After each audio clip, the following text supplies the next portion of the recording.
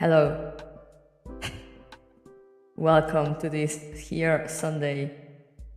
The Lamp Cat PCU Nostromo. Welcome. We are here reunited today. Hey Joshua. No, I started the Stainsgate collab kind of late because I was it dropped just as I was having some time off. So I have not been able to finish it yet. I'm still going through it. Also, it's long. And it also came at around a time in which I was coming out of like a sickness or something, so reading it felt like I don't know, it felt like it was putting a lot of toll on me just to read it. So yeah, even the longer streams I did, I don't think they were as long as the ones I usually do. The Stainsgate ride never ends, truly.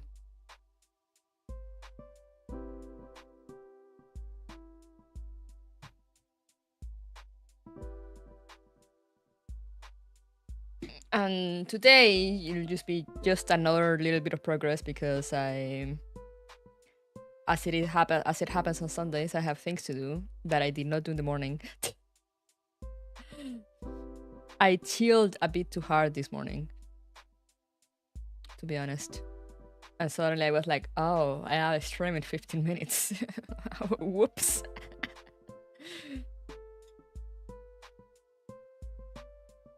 Because I got home from dropping my sister. I got onto the computer to do some things.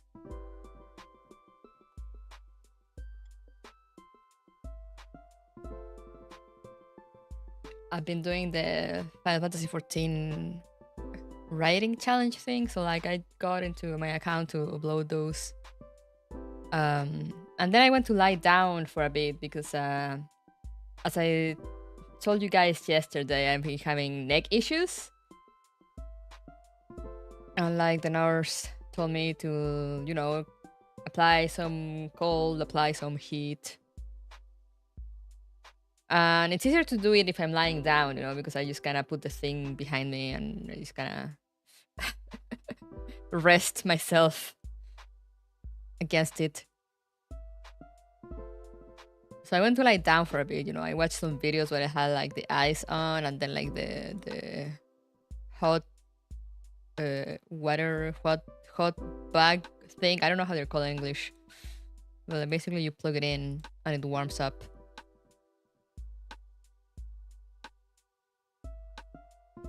And then I was like, okay, I should, you know, get up and do some things, you know, change the bed sheets, etc. I didn't cut the grass today because of my neck. Also because it was kind of raining in the morning.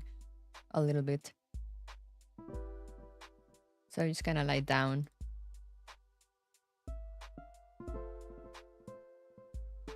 And yeah, so I was like, oh, I need to go get ready for a stream. And I was sitting on the computer, you know, opening OBS and everything. I was like, oh, hey, I didn't eat. I was gonna eat before the stream. Oh shit. Hello, Mango Tango. So now here we are. I have some oatmeal with me that I will eat. I don't know when because I'm just reading. So there's no stages for me to snack during. So I guess I'll just eat in between reading. Yes.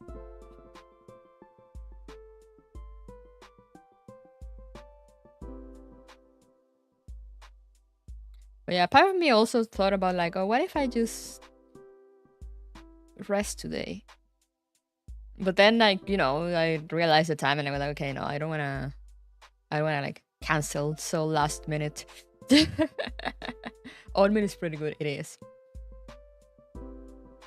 Oatmeal. I love oatmeal. I love me some oatmeal. But yeah, we'll probably go for like 2-3 hours, something like that. And then I'll stop so I can go do my things and eat. My sister also asked me to put away the stuff on the dishwasher. So I need to go do that as well.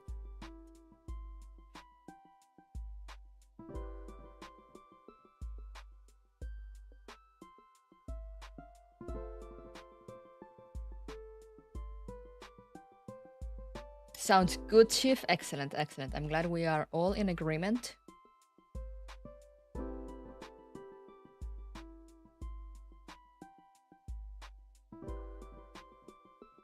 Where is this? The skin for Onden?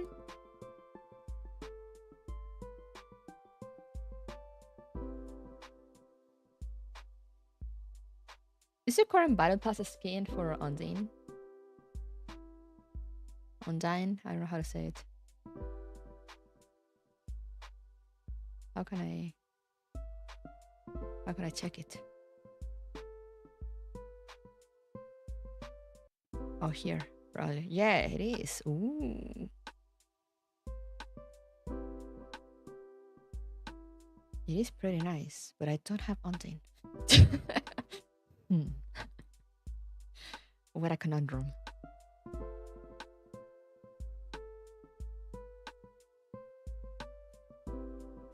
Yeah, we go from a space low and hope to joy low and hope. Let me do my dailies real quick, like my fragment search and bullshit.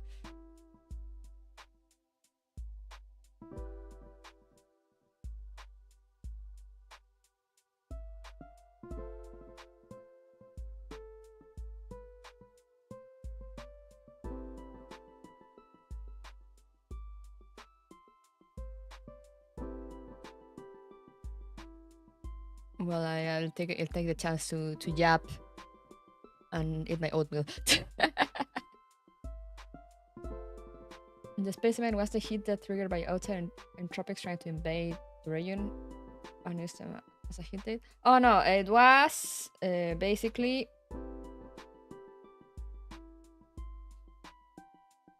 they were there already, so it's like.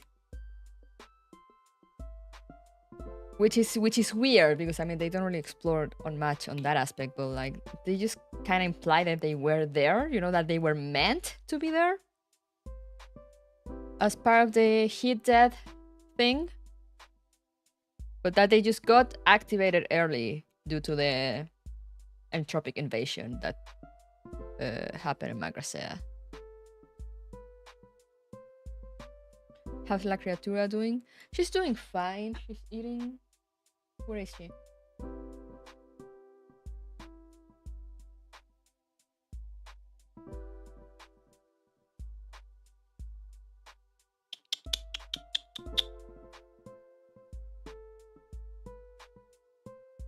I give her a bone, so she should be eating that. Probably sometimes she takes it to the room for some reason instead of eating at her plate.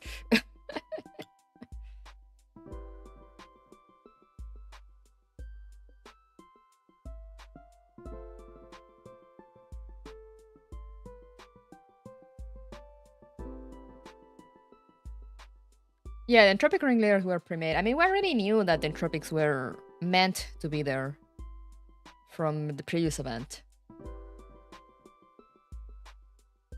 You know, and they can't really... I think they're meant... Let us see an elaborate on that. Ooh, so I guess we'll get definite answers. But so far, what I'm getting from like what we have in EN is that they were probably built as a sort of... You know, because the Sanctifiers is the antivirus, and it's like a self-learning thing, so they needed a virus also, so it will, you know, learn and evolve.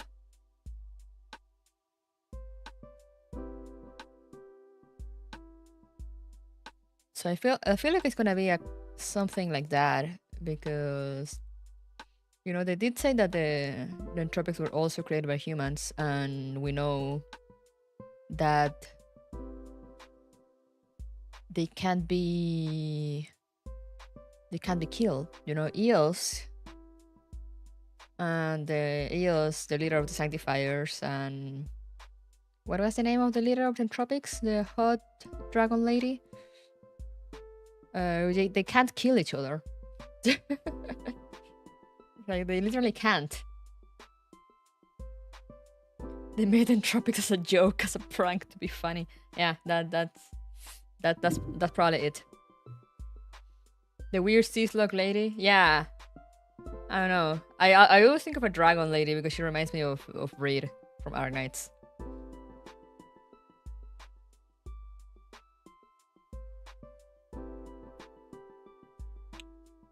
Yeah, no, she has a name.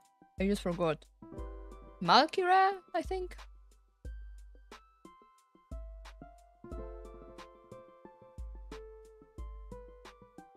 Yeah, Malkira, okay. I did remember. I just didn't trust my brain. For some reason.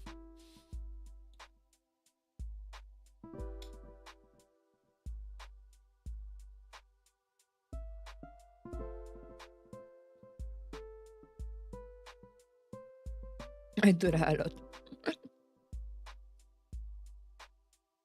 It happens.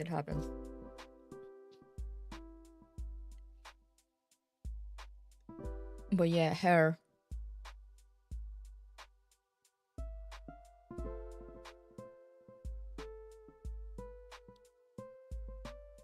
So yeah, I'm like they're probably like meant to be there, you know, to fight out the Sanctifier, so they all like evolve. But I'm guessing, you know, that the idea of the Entropics is that they would be more controlled. But since the server is disconnected, they just kind of evolve past the point they were supposed to.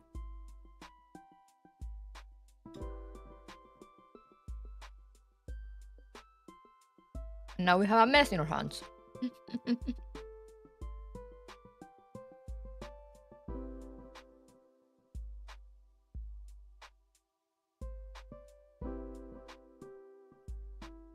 And now we're like, oh no. Oh no.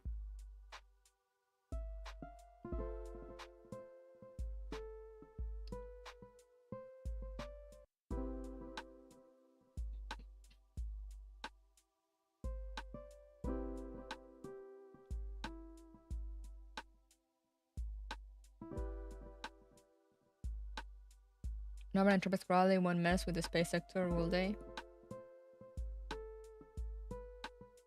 Maybe they will get converted or something.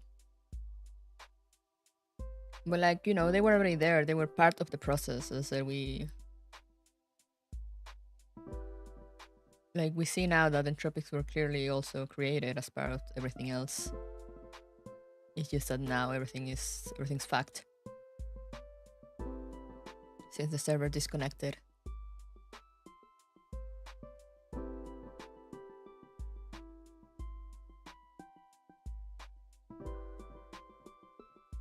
The attention sector is also a small example. They went and created a god because humans weren't there. Yeah, exactly. It's like because they were focused on prosthetics. Yeah, prosthetics. And there suddenly they were like, no direction, no limitations. They were like, oh no, whatever shall we do? Well, we can create parts. You know, let's just create our own god that will tell us what to do. That's still like the weirdest thing to me, but I'm just like, sure, go off. Become as gods.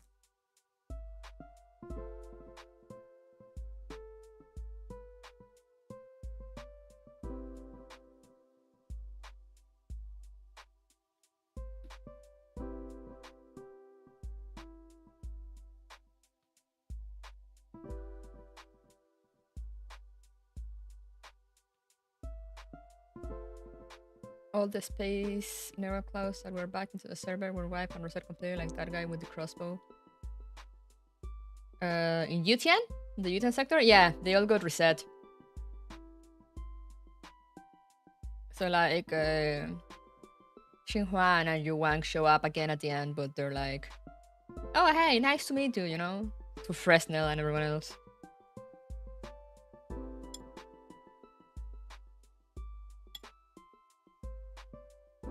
And I was like, oh no.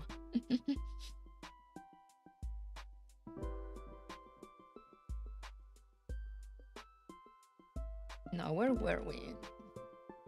Where do I have it? Firefox. There it is.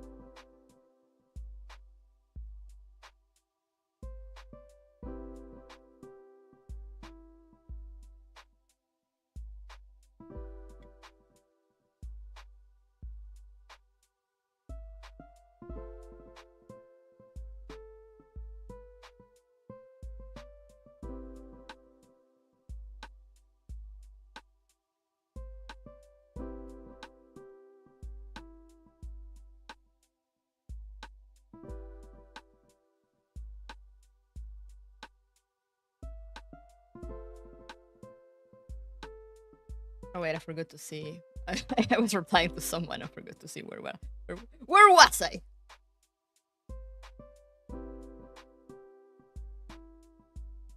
B2 part 3. B2 part.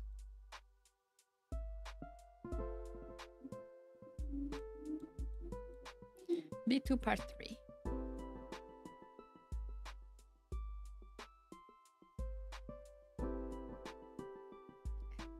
Yeah, nice to meet you for the first time. For real, for real.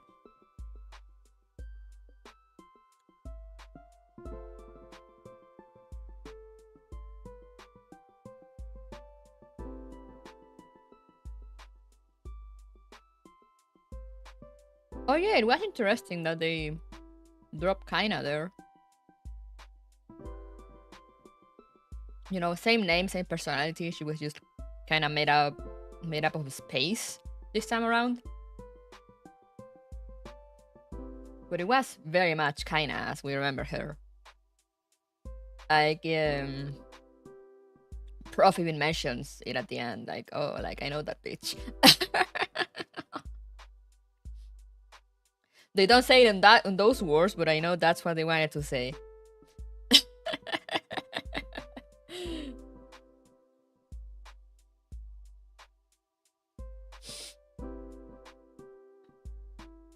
But like, yeah, as you say, they didn't need a leader because they were just like part of the programming, part of the just to reset the universe, you know. So it's like, why was she there? What was the need?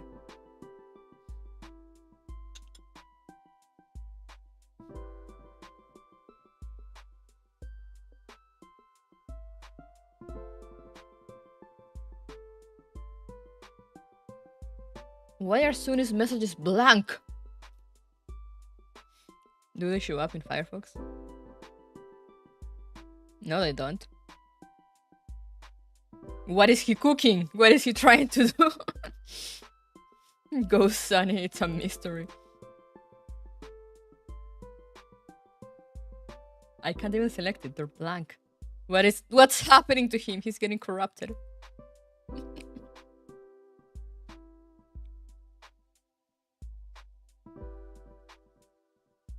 Then Tropics got Suni. Messages are made of space. I see. That makes sense. I have no idea.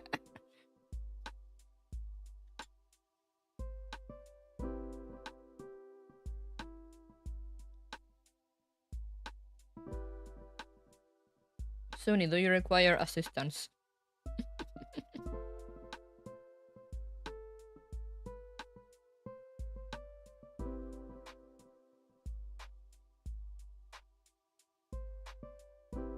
It was reading controller input for some reason. That's insane. What are you playing?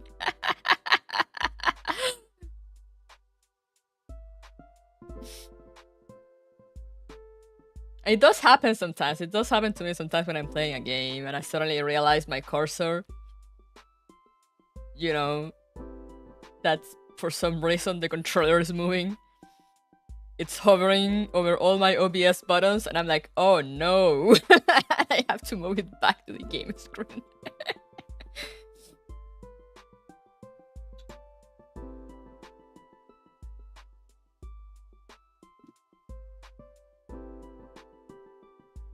It has happened a few times.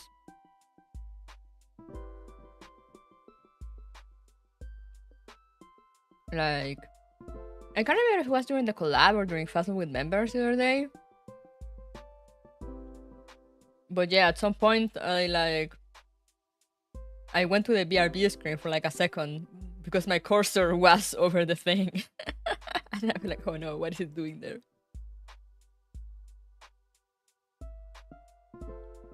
Like sometimes most of the time the cursor stays locked to the game screen, you know, but sometimes I don't know why it unlocks. But like the game still detects it, but it also gets detected outside of the game, and like strange things happen. So I someday I'm playing with something with a controller on computer, and I end the stream abruptly. you know what happened.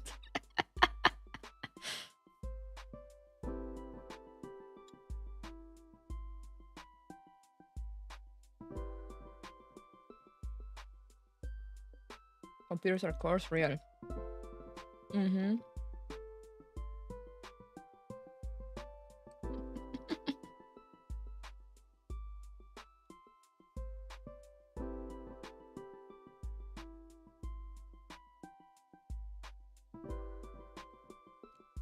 The Copley sector was that hacked admin making a competing entropic.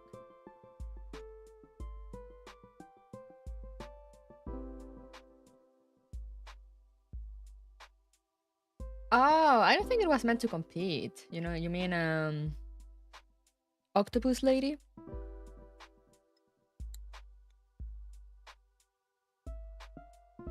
I think it was just part of a means to an end, you know, to explore.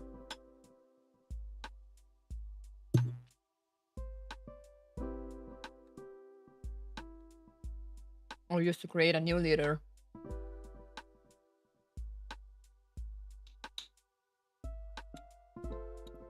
Just to create a new leader. You know, try to boost their numbers. Hey, Doc. I'm gonna end up finishing my oatmeal at this rate. I'm just gonna finish it before we jump into the game.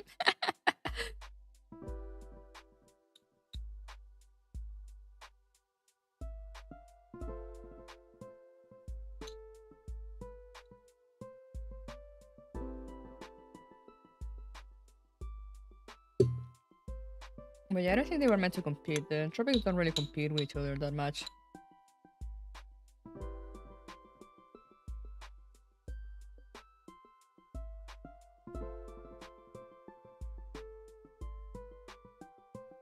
Forgo the Ocean Admins program? I don't think that we've been told that yet, at least in Yan. Or did we? I have like vague memories, but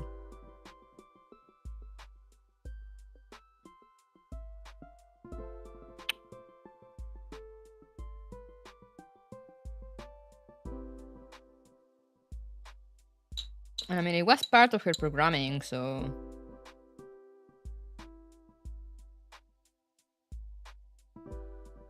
it could also be, you know, maybe she was always meant to do that at some point.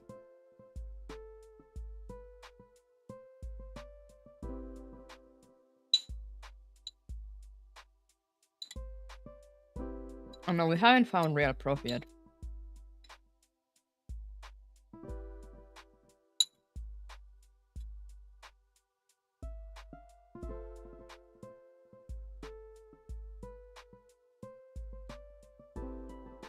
The thing with NeuroCloud also is that even if I like the starter sectors, you know, they don't really feel like a drag like the first chapters of your Frontlines were. They do have substance, you know, they do have like nice characters and whatnot. But when it comes to the overarching plot, they don't really progress it too much, you know. They don't really add to it that much, other than like a few hints here and there. Now after the cosplay sector, the overarching plot started to like actually develop.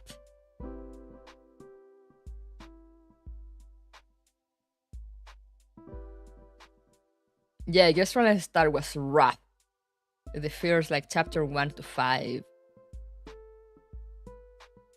they're like nothing.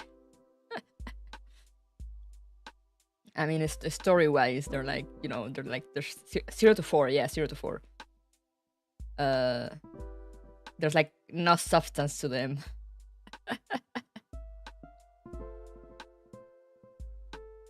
It was just like, go get the IR team, and you will find one per chapter. Riveting storytelling. And they were going more for the self-insert gacha protagonist kind of thing, you know, the silent protagonist. You know, making the commander a character, I think, was one of the best choices Gears Rolling ever made.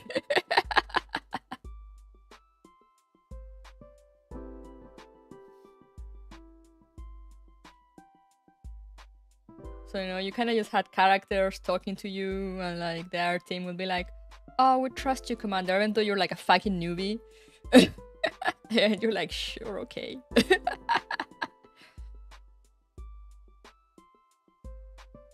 And I don't think Neurocloud had that issue, since like,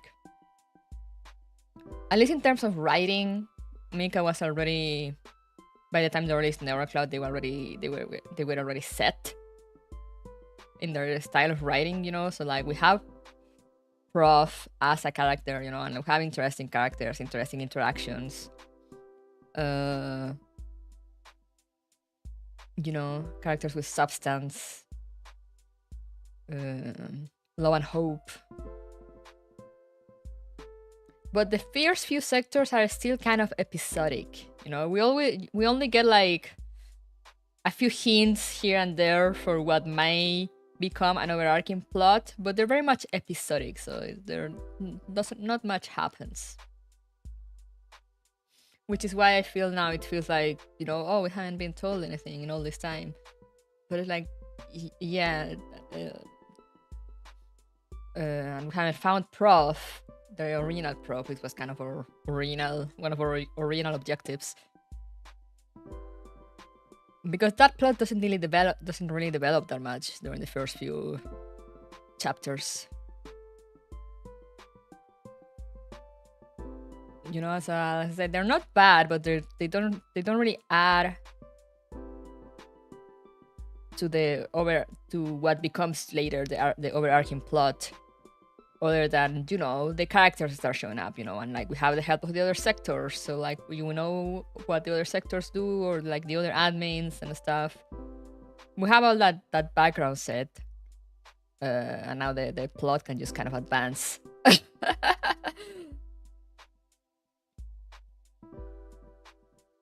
The real Prof was the friends we made along the way. How long have we been on the Neurocloud? Excellent question.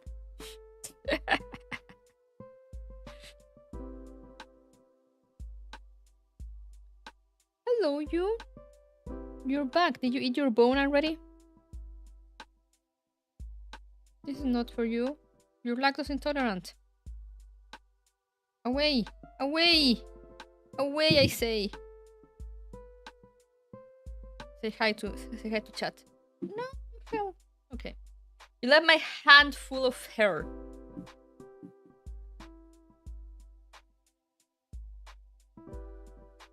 Oh yeah, we do have the other leader of the other faction, the Guardians.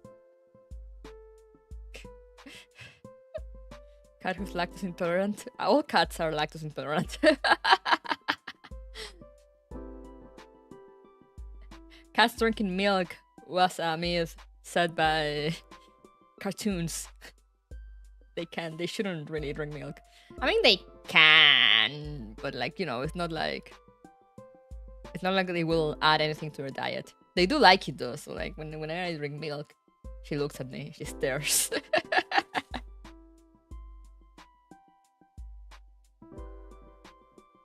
Yeah, my cat loves yogurt and cheese, but not milk. Oh, that's interesting. Yeah, my cat also chases me when I'm eating like anything with cheese. So like, you know, they do like dairy products. But just as lactose intolerant people like dairy products but shouldn't eat them. They're literally the same lactose intolerant humans. You know, they will still go for it even if they shouldn't. It's not like it's toxic to them or anything. You know, it's like if you give it to them like every once again, you know, they do like it as a treat. Yeah, they cannot have cat milk. And when you have kittens, sometimes they sell like milk. Or like if you have lactose-free milk. Because it's really like the lactose thing that gets them. Yeah, it's not like chocolate. You know, chocolate for dogs, it's bad. For cats, it's also bad. But I think for dogs, it's like instant bath time. Like, you can give it to them every once in a while. It's just, you know, it shouldn't be part of the regular diet because it doesn't really add anything to it other than cause stomach issues.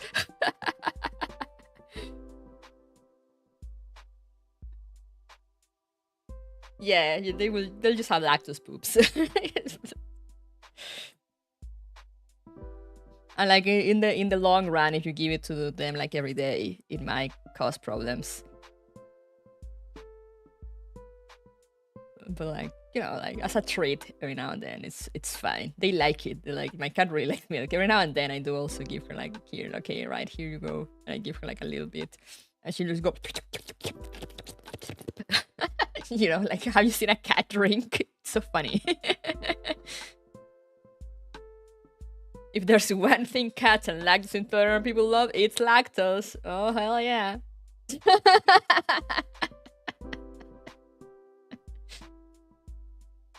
I will die before I give up cheese. See, we have cat here as an example.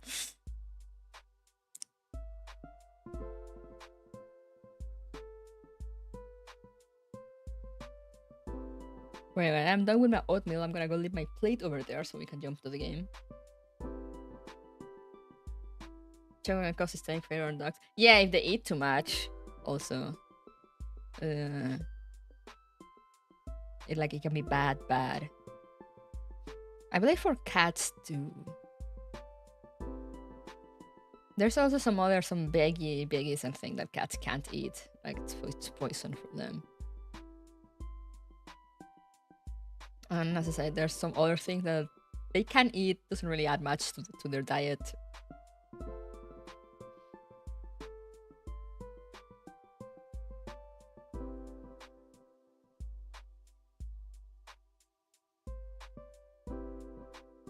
Garlic, I think. Yeah, garlic, I think it's like instant bad time. I looked it up once and I just kind of remember, but I just, you know, anything that's vegetable, I'm just like, no, away.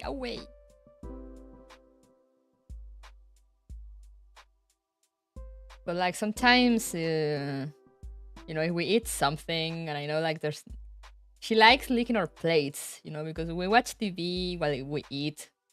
So, you know, we'll just leave the plate there while we finish watching the video or the show or whatever. Sometimes she'll come and I start licking the plate. Depending on what we ate, sometimes we leave her. We leave her do whatever. Sometimes we're like, no, away. we scare her off with the air can, the cleaning duster. Just gonna go psh psh. She doesn't like the sound either, so like and she knows that it throws air to her face and she doesn't like it, so now we just kind of show it to her and she just starts retreating.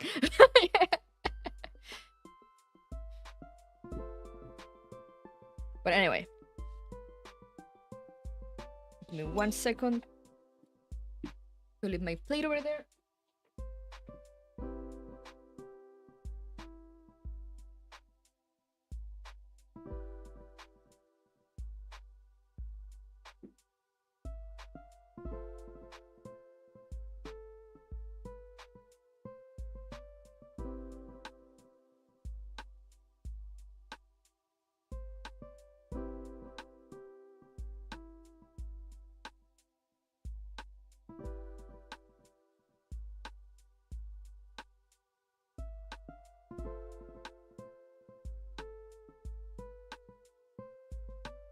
Alrighty. Let me see once again. Do I have any urgent messages anywhere that I should be wary of before starting the show?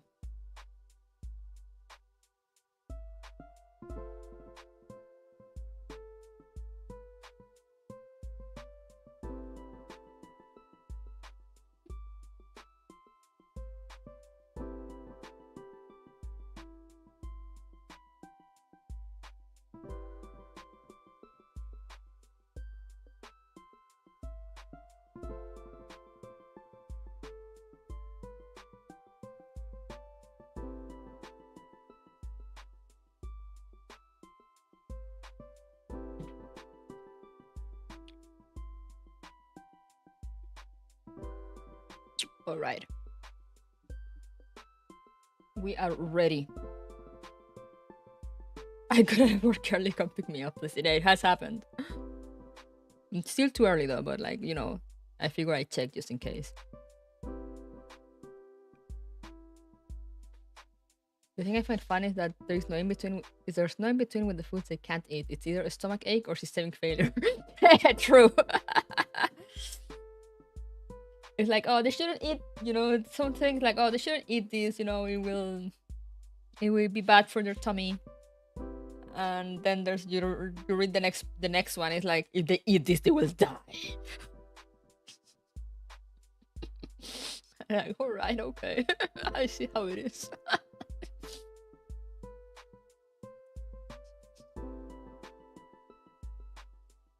Speaking of dying though, let's go. Wonderful segue there. Why is it not showing? There we go. So yeah, we are here, as you can see.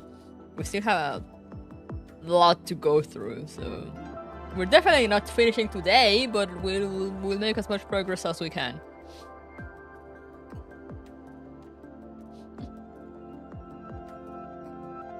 Dogs be like, but what if the poison tastes great?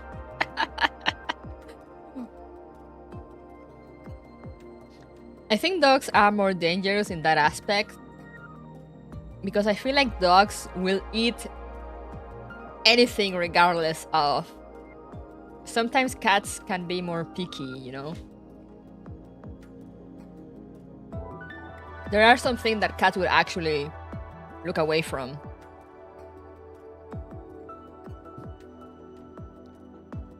But a dog is like if you leave anything edible unattended, they will devour it.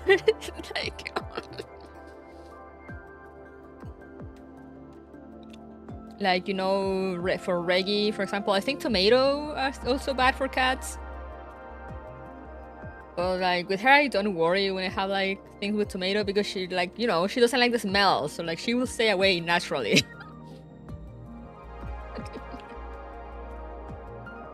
Dogs be like, yum, chocolate. Some inedible things, true. Microplastics.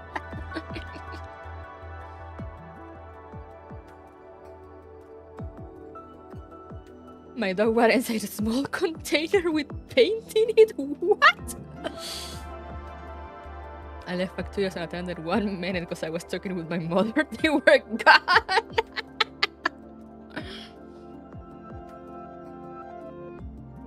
Yeah, no, you see, you can't leave them unattended. It's like with Reggie too, you know, like with some food I don't really worry because I know she'll like stay away. It's like now we're eating a lot of broccoli soup nowadays. We got really into it. We love us some broccoli soup.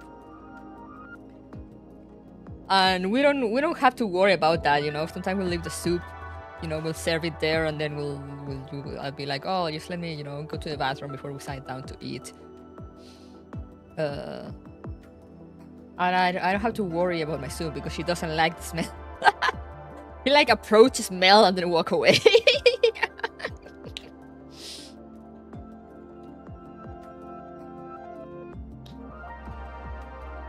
But like the other day I say like 2 weeks ago or more. I was making something that had like, I think I was making mac and cheese. So I was like, you know, grating cheese on a bowl, and I left it on the counter, and like, you know, I turned away to put the remaining stuff on, like, back on the fridge. And then I turned around and Ray already had her head on it, and I was like, no!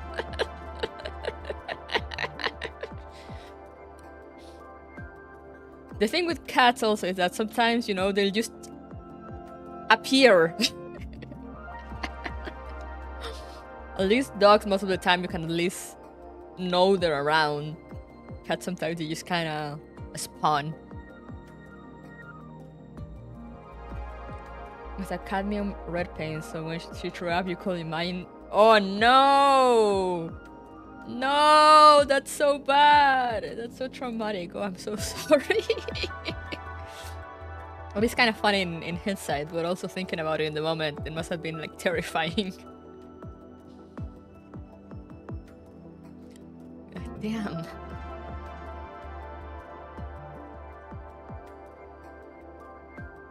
But anyway, last time we read this one. I'm not gonna read it again, but we're gonna read the summary. I'm gonna start doing that with Neurocloud events. Now that I know, I'm like, oh, the game gives me a summary if I skip the thing, so I should probably do that. That's not the worst thing she ate. Oh, now.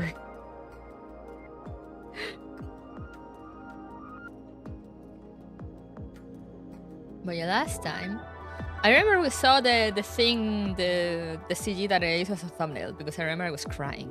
I mean, I wasn't crying externally, but I was crying in my heart.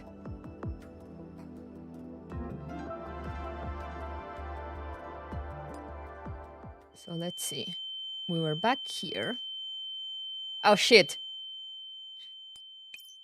Let me, okay. There we go. We were all crying. Last time on the fucking uptype time collab, exactly. Witness of death-defying reunion. After sending the nullifying email, Okabe finally manages to see Kurisu alive, as he wished. However, the threat to the Oasis still hasn't been removed in this new worldline. This time, Okabe, Mayuri, and Kurisu once again set out to send another email to protect the Oasis. Okay, so yeah. Okay, so yeah. So we watched Kurisu die, and like Okabe went in one of the whose insane time loop shenanigans to try to stop it, until eventually he found a way to stop it. But the, you know, the attack in the Oasis still happened. So now they're like, okay, we need to stop this from happening. Hey yo, deep dimension, yeah, here. Deep dive deja vu. So this is a stage, as you know, with the stages, it's gonna be multiple parts of the same thing. 5! Holy shit, okay. Deep dive deja vu. Whose gaze is that? Well, let's jump into it. Let's see how much progress we can get done today.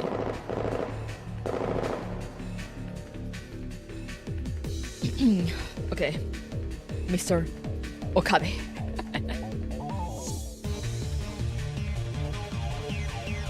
You're really dying in every universe anime game, yep. Truly. Isn't this amount a bit too ridiculous? I didn't expect there to be so many tropics along the way. But you should all tire out. Erika! Hello, Erika. We'll go scout ahead. You guys wait here for now. I can never remember the voices I made for these people. Alright. Thank you, Erika-san. Erika-san. Damn the organization. And damn their underhanded ways. But it won't be enough for you to stop hoeing Kiyoma. We love okay. Our favorite Fujo, yeah. We finished scouting. The 3 o'clock direction is safe. Come with me. So we're heading this way. Mayuri! Wait, what? Oh, come on, spare a thought for my stamina. No, get running, okay. Oh yeah, they were trying to get to the building. I remember. That's why they're running. Erika-san and the others are here already. Come on, Okabe, run faster. Give me a break already. He's a chuny. He's not made to run. Right now, I am running through the ruins with Kurisu and the others. The future gadget lab is just past that building up ahead. Put your back into it. Wait, a building? Hang on, isn't that the real building? The cafe? Okabe? No. Something's not right. Everything that's happening now seems strangely familiar. I look around, but I see no signs of danger. No, there can't possibly be any danger here. Things are different from before, aren't they? I reached the base successfully. Kurisu is still alive, and things are looking up for the oasis. It should be alright. There shouldn't be any problems. You don't sound too sure of yourself there. Okabe? It's nothing. I'm probably worrying too much. Kurisu-chan, there's a horde of entropics over there. Is there some way for us to go around them? This is the only intact route that leads to the base. All the other routes are either blocked by rubble or entropics. Aha, flashback. It's too dangerous. Let's find another way to go around that entropic. This is the only intact route that leads to the base. All the other routes are either blocked by rubble or entropics. Oh, are we gonna start dying again? Is this what's gonna happen? My blood runs cold in my veins. Wait a minute. Did you mention the base just now? That's strange. Why did I call it a base? Why did I call it the base? There's a blank look on Kurisu's face. It's plain to see that even she doesn't know the reason why she did that. However, I have traversed countless word lines, and I know why. The worst malice is preparing to strike at Kurisu. As if I'd let that happen. I grab Kurisu's hand and run back the way we came. We're heading back right now. Run, assistant. You too, Mayuri. This way, quickly. Hurry. Ocarine, what's the matter with you? Wait, Okabe. We just came from there. Don't you care about the lab? I have neither the inclination nor time to explain myself. We'll talk about it later. Just follow me. It's more important to keep you safe. Okabe? Kurisu stopped speaking. She simply jogs to match my running pace. Just where has everything gone wrong? Even though I escaped an infinite prison, even though I saw Kurisu again after canceling that email, is there really a way to change Kurisu's fate? Doubt and uneasiness well up in my heart. But at the same time, I harbored the hope in my heart that all this might just be me imagining things. Because Kurisu is still alive and her hand is in mine. Even if that malice is really there, I still have room to take things back before it's too late. All we can do now is get back to the Oasis base ASAP. Since we've already scouted this route before, there shouldn't be any danger. Bitch, you thought. What could possibly go wrong?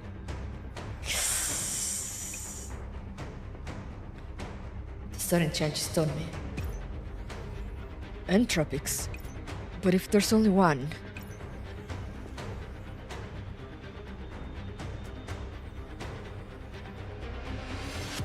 Won't work. And then, as though to crush my hopes, the word's malice bears its vicious fangs. 1, 2, 3. More and more entropics appear from around the corner and block our path. Crap, I didn't expect them to ambush us. My mind goes blank. An ambush? Why is there an ambush here? Isn't the Oasis base right in front of us?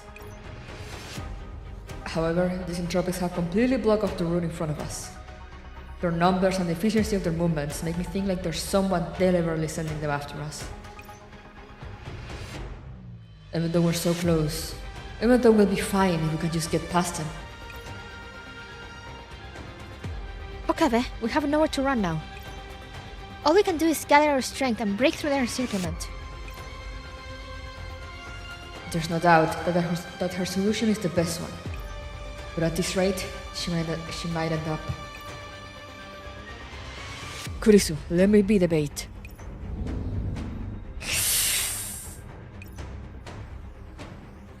The entropics don't give us time to discuss the matter. After giving voice to a disheartening roar, they launch at us. Damn it! Even though I'm frantic and uneasy, all I can do is heed Kurisu's instructions. We focused all our attacks on a single point and try to break through the cordon.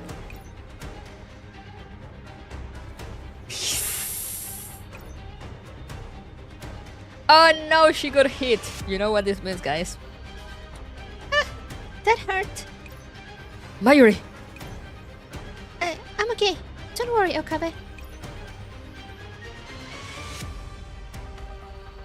I can't settle Mayuri's voice. The entropic attack grows more and more vicious. As the healing slows down, our bodies are covered in wounds of varying extent. Just then, hope appears. Our attack manages to break the order in front of us. It's only for a moment, but it's enough for us to break through the encirclement. We've already shoved Mayuri through the gap and past the entropics. Okabe, run! Hurry, do it now! No! Kurisu, give me your hand! Well, never mind then! Kurisu... But I am too late. The world around me suddenly goes quiet. Mayuri's voice, the sound of the tropics, they all seem far away from me now. A warm liquid splashes onto my face. Just as I'm about to reach out and touch it, a girl covered in blood falls into my arms. This is absurd. It's so absurd that I can't even bring myself to laugh. But no matter how much I scream or cry, the girl in front of me doesn't respond. Once again, the world pushes the pause button on the life of Kurisu Makise. Why? Why is this? Ah! That was two, right? Yeah. Oh shit, here we go again. Happy times, guys, happy times. We're just starting out.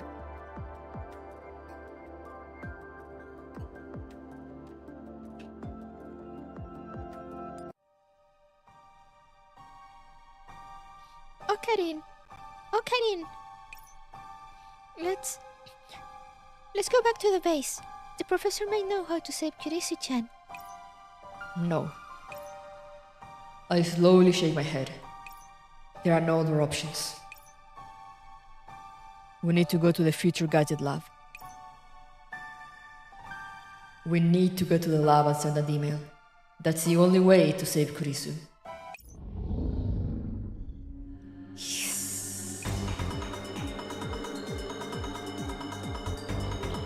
The entropic ore surrounds us once again.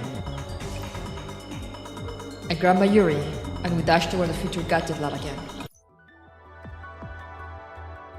At this point, how many dead has Kurisu under her belt? Yes!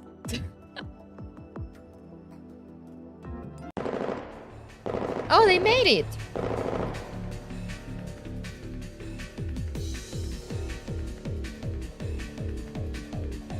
we arrive at the lab entrance, where Eric and the others are fighting a grueling battle against the tropics.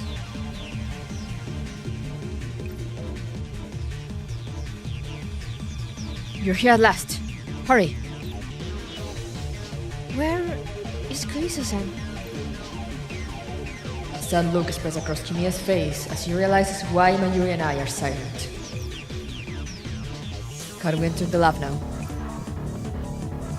We wipe out the other tropics, but we still have some at the doorway. I try to get the attention of one of the tropics at the doorway, but it doesn't even seem to feel my attacks, and I can't do the slightest bit of damage to it. At my wit's end, I yell in anger and channel all my might into one last hit. The monster stops moving after my blow connects, and I collapse to one knee, unable to remain standing. Ocarine! A gigantic Upa appears behind me and blocks an attack. And then, the black-haired girl reaches a hand out to me. Leave this place to Mayushi. Ocarine, go save Kirisu-chan. Oh, look at her! All determined, baby! Leave it to me. I'll make sure I bring Kurisu back. I won't disappoint Mayuri. I take her hand and get back to my feet.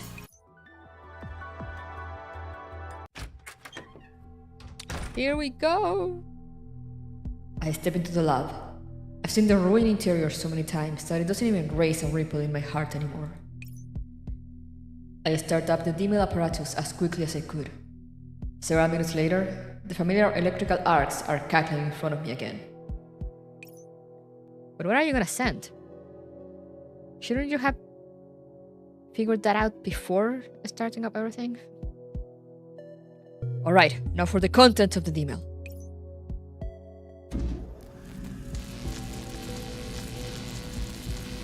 I start with the D-mill to have Riku cancel the shipment. If the source of the entropic attack really is inside Riku's shipment, this ought to stop the entropization. I enter Riku's shipment is bad, cancel it, into the message field and then press the send button. However, nothing happens. Reading a Stainer does not activate like it did before.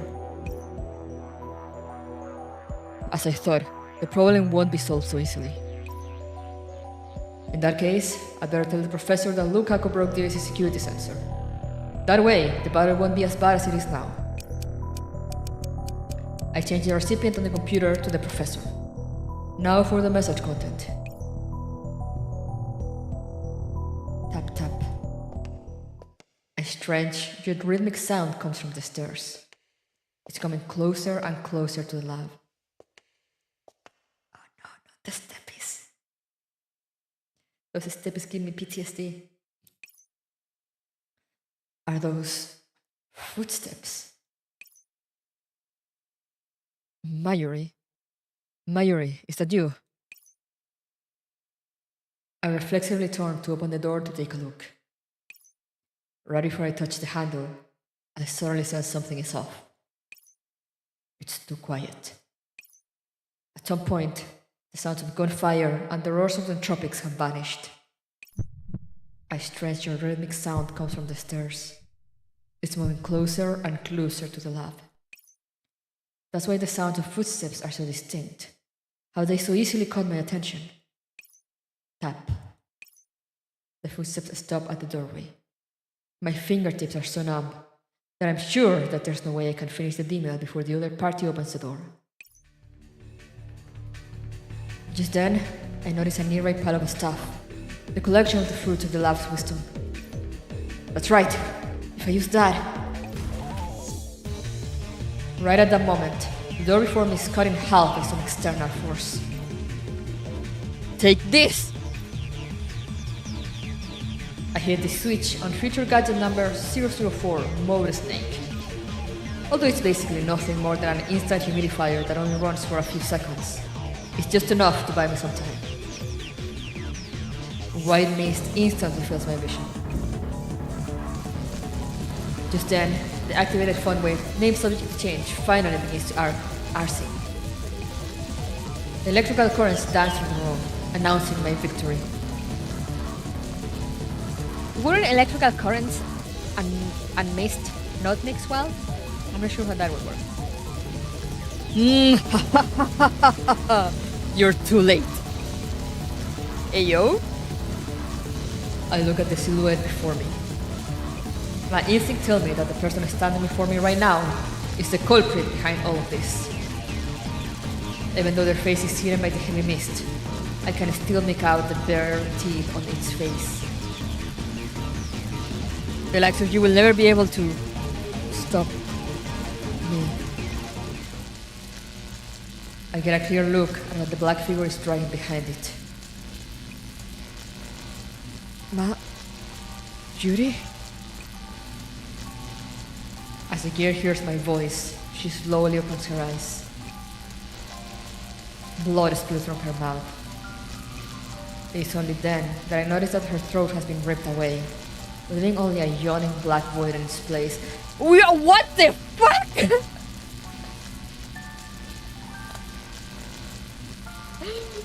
Shut to a second.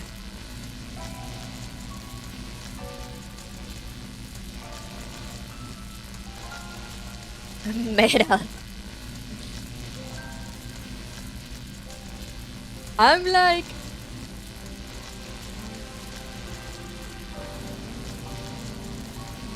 I feel like halfway through they went like, you know what, fuck it, because they hadn't put like, they haven't described much blood and wounds up until now. You know, Carissa was like entropized. She could see like, you know, the purple things on her face. but like what the fuck is this line? It might be a reference to the original game. Yeah, the original game does get pretty bloody. I mean, I love it, but also it kind of took me out for a moment. I was like, wait.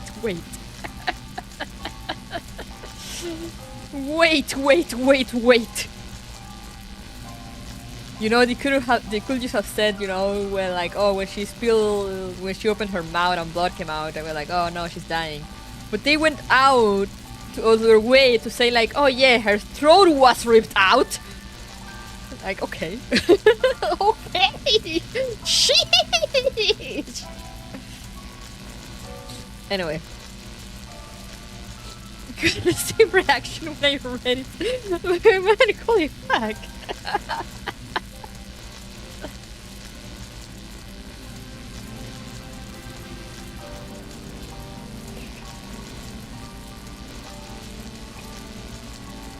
Even so, the girl's lips are still opening and closing.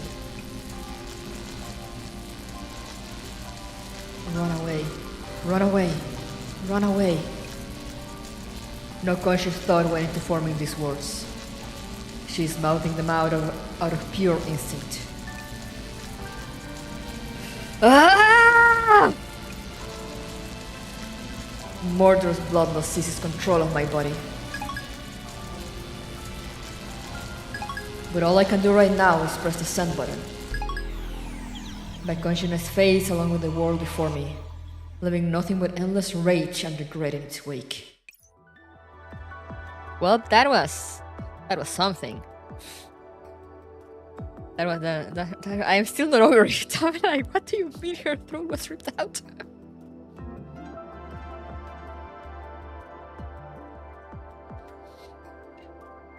Poor Okame. Yeah, holy shit. As if he hadn't had enough trauma already. Woo! Woohoo!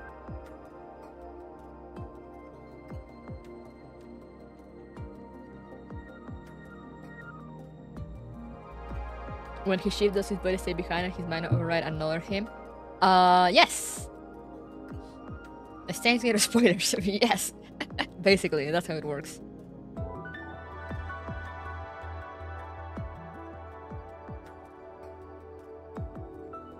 So Steins Gate work with the theory of like multiple word lines that go like adjacent to each other. but you know that like a lot of word lines sometimes have like a point of convergence when they'll unify into one. And Okabe can basically jump in between these different word lines, but it's not physical. They do in the game, they do physical time travel at one point, but what they do with the phone is that they basically they have a whole pseudoscience explanation in the game,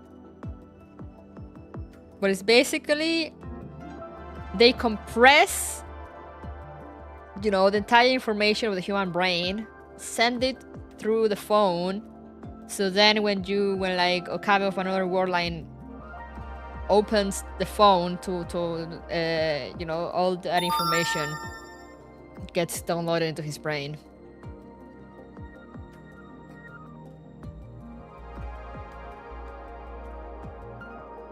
But for him, it's as if he were, as you say, if he were like, I mean, yeah, it's basically that, like, you know, it rewrites the other Okabe. So what happens also is that he ends up with no memories of the word line he jumped to. So whenever he jumps to another word line, he needs to find out, like, okay, what are the changes here now? Because, you know, he kind of overwrites all those memories. In the Mikaverse, everyone has to have PTSD by default. I mean, true. Imagine downloading your Doom World self-past trauma unwillingly, truly. A very old man. Oh, that sounds interesting. That's scary. Yeah, it is. But yeah, that's basically how they do it in the game. And he's the only one that can retain memories. I mean, clearly. In the sense of like, even if someone else does the jump and not himself, he'll still retain the memories of his original word line. But usually, it's usually him making the jumps.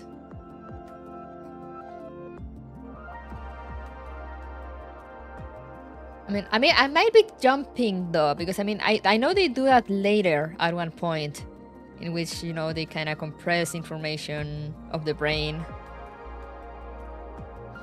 Yeah, that they do that later on in the VN. You know, it's kind of the step, kind of like the step before physical time travel kind of thing. So what's happening now? Sorry, I got mixed up with like all the things that happen in the VN.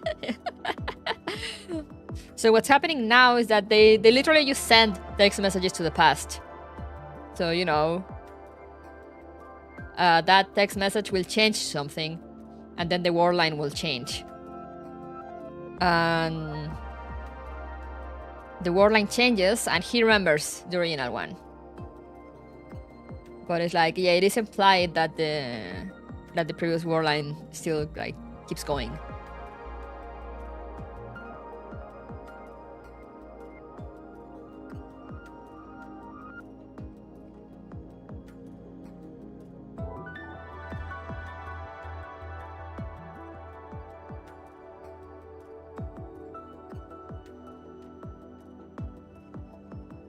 I don't know, they play a lot with those theories in the VN, but again, it's all pseudoscience, so like, you know, if you start looking into it very, very carefully, like, it's not gonna make a lot of sense.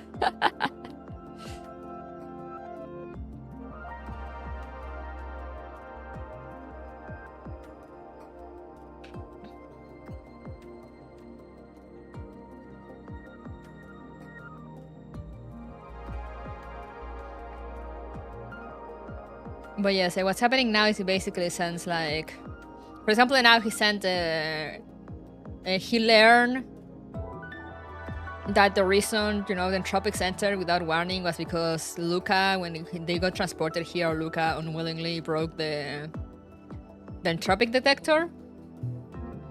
So now, to try to stop all this from happening, he's sending a message to the professor, being like, "Oh, the detector is broken."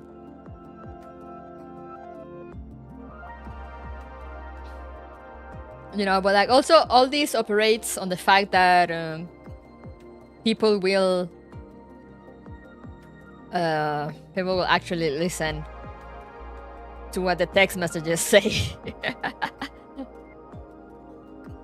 Which I'm not sure a lot of people will do, but you know, we operate under that assumption here.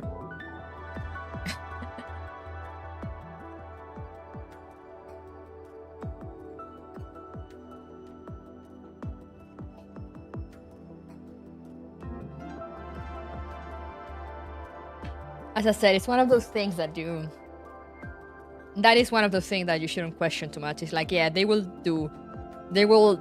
read, they will listen to the message, you know, and they will be like, oh, okay. They will believe it, and they won't question it too much.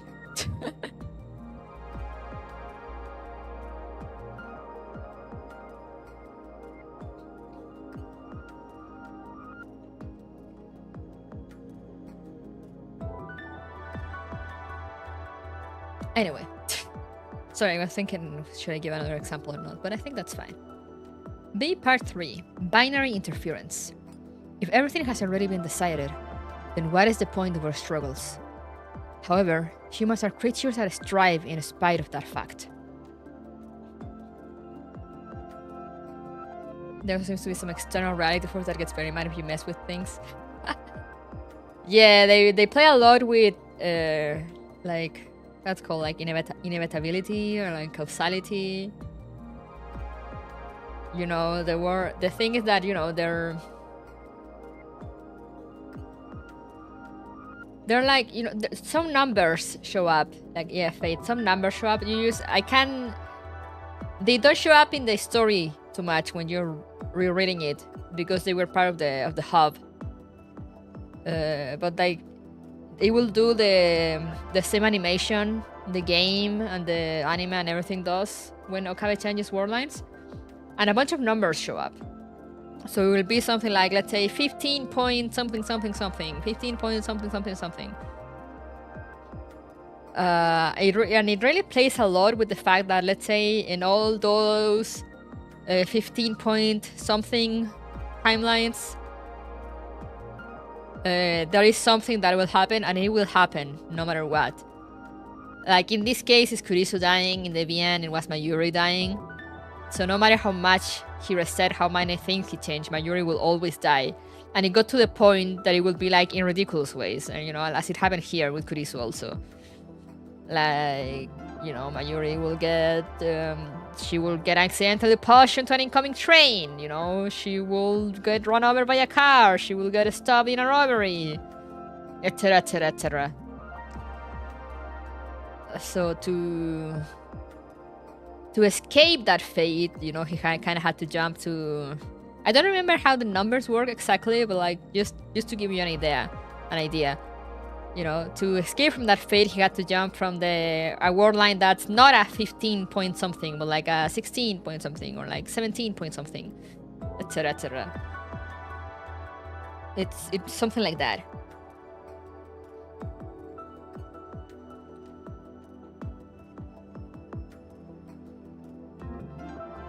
Because like all these word lines, even if they like things happen differently, you know, they all have like one converging event. They have like converging events or whatever. In this case, is like one of them dying. You know, it's like, oh, one of them will die, no matter what. So you have to jump to like a farther away timeline to avoid that from happening.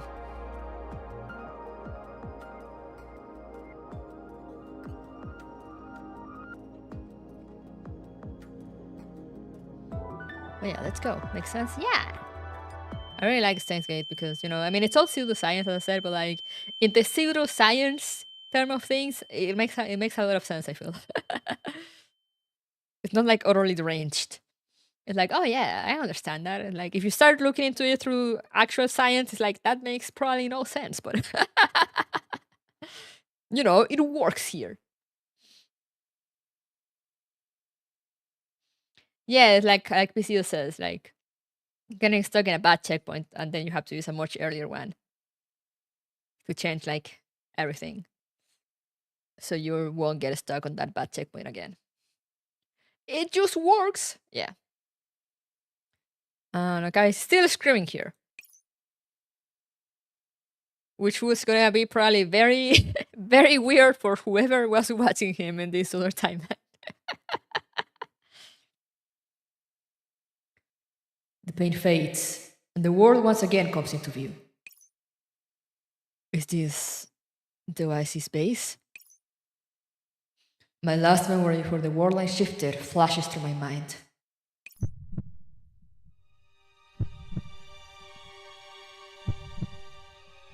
Run away, run away, run away. Anger and regret rise inside me, along with a surge of nausea. Oh no, he's heaving now.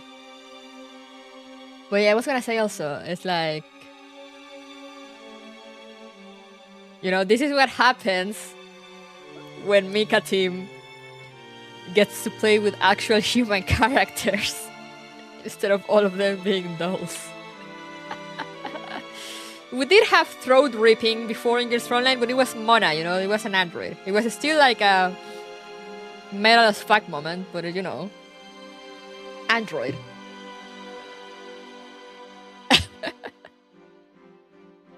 Now they're like, oh, we can't have blood splattering everywhere, let's go! Fucking Mika team, I swear.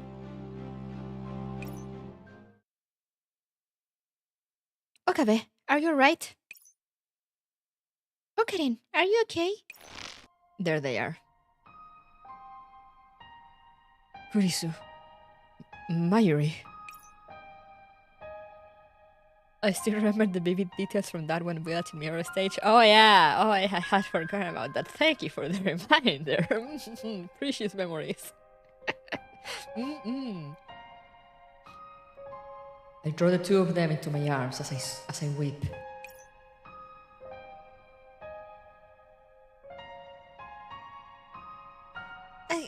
What are you doing? Okarin, what's wrong? Are you crying? Thank goodness. Mayuri, Kurisu, I'm so glad to see you here. Okarin. Mayuri gently pats my head in consolation. After some hesitation, Kurisu decides to pat my back. It's okay, Okarin. It's okay now. Okabe, did you come from another world line? Well, I don't know what you went through. It's around now, so get a good rest. Kurisu. Oh yeah, good old memories again. Kurisu, what's the basic situation like now? What about the tropics?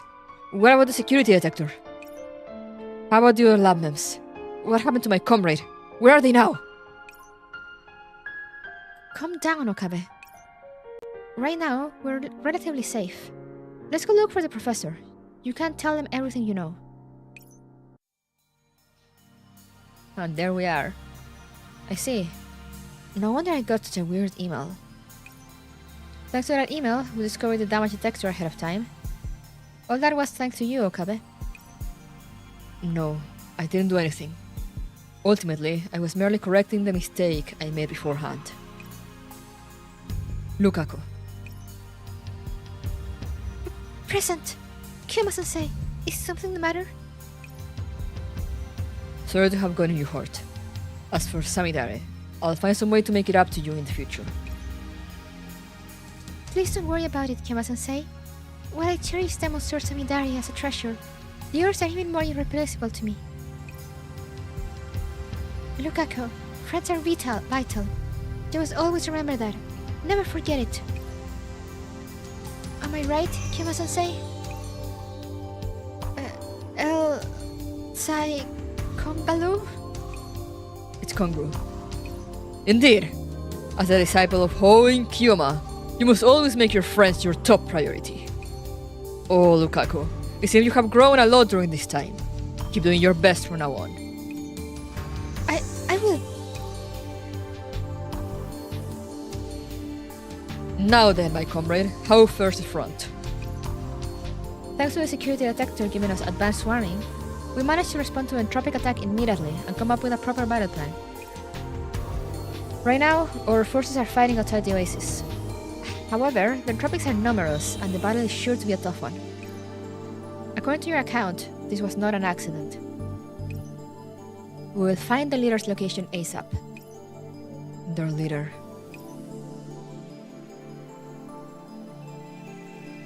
The anger that I only just forgot returns with a vengeance. He's the one who... I won't forgive him. This time, I will wipe him out with my own hands and protect Mayuri and Kurisu. My comrade, I have a request to make. Let me take part in this battle. This time, I will return triumphant. Let's go! Sometimes forget how hot the prof is. Yeah. Yeah. It's me. I press my cell phone to my ear. The situation is urgent. I've run into some trouble. I look at the two girls. Trouble? Who exactly are you calling trouble? Mayushi Sakurin's hostage. You know about the situation, right? According to my plan, these two ought to be in the base. So why are they on the battlefield with me? Is it just a coincidence? Or is it the hand of the organization at work? Mayushi couldn't leave Ocarina alone, so Mayushi snuck out to find Ocarina with Kurisu-chan. I suppose Mayuri's answer is acceptable. But what about Christina? What? She wants to capture a live entropic for experiments? What frightening interest she has! Truly an experiment-loving girl. I'll cut your skull open and soak your brain in pomelo vinegar, see if I don't. I love her weird threats.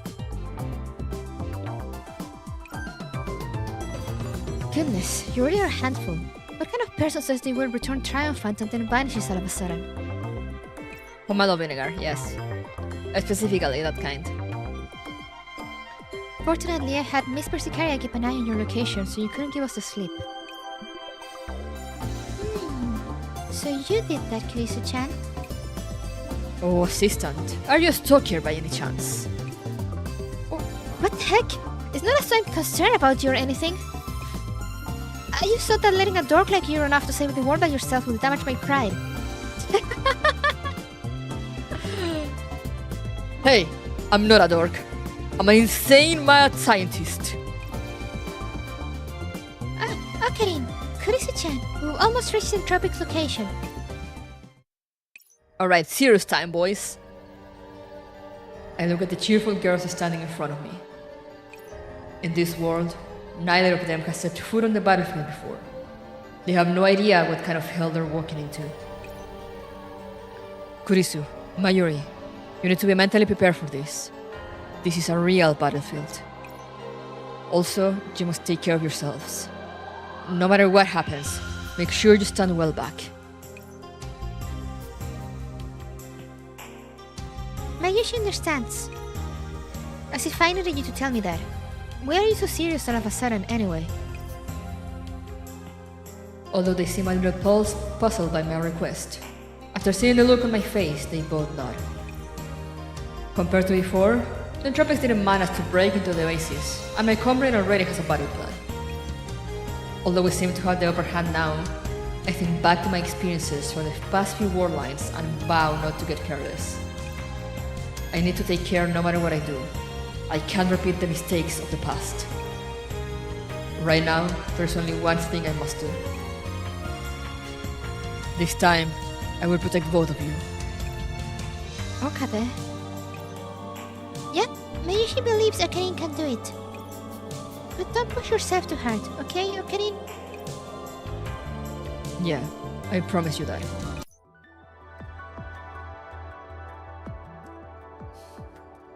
Or will he?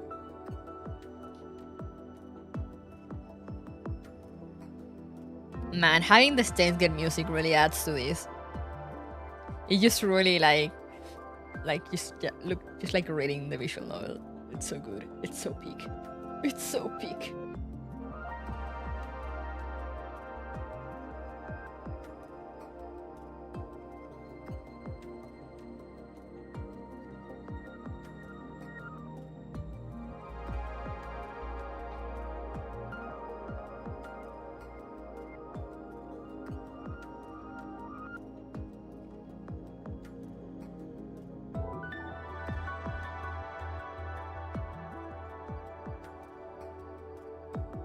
Good thing this isn't getting monetized. Yeah, I always leave the monetization on by default.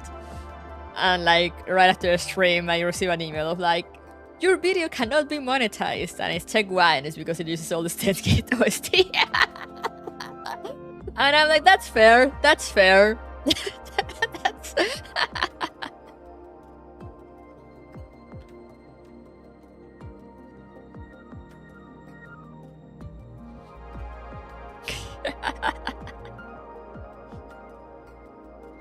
B stage 3. Throughtward asynchronous phenomena. I love the names of these things.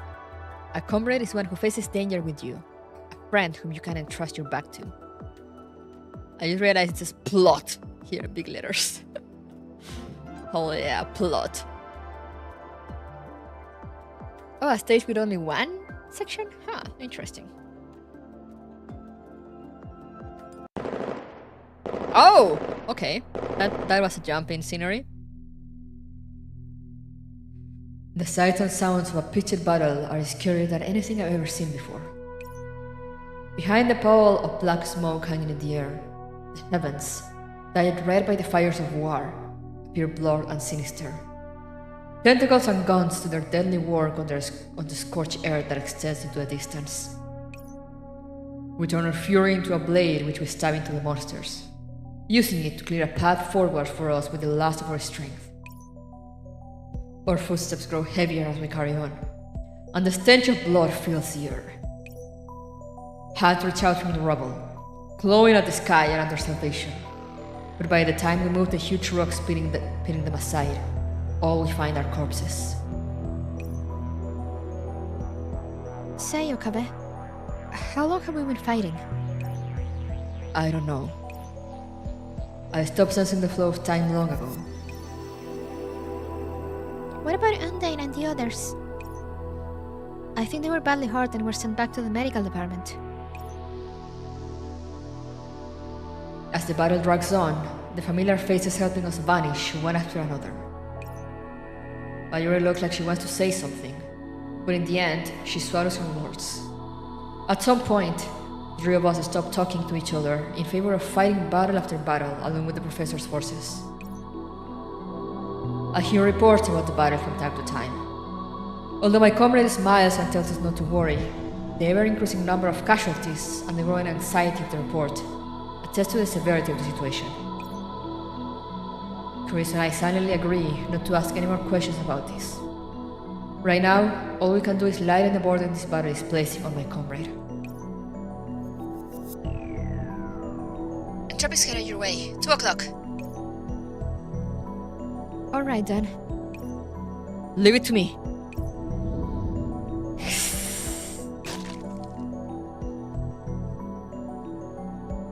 And with that, we breach their final defensive line. Judging from the position of the high-energy irregular data entity we detected just now, the entropic leader should be just up ahead. My comrade does not seem the least bit delighted. My comrade does not seem the least bit delighted about this. After the long, grueling battle, what remains of my consciousness has been slowly taken up by fatigue. The leader of the entropic guard is right in front of you. We paid a painful price to get here, but now victory is at hand. Everyone, take a break and get ready for the upcoming battle.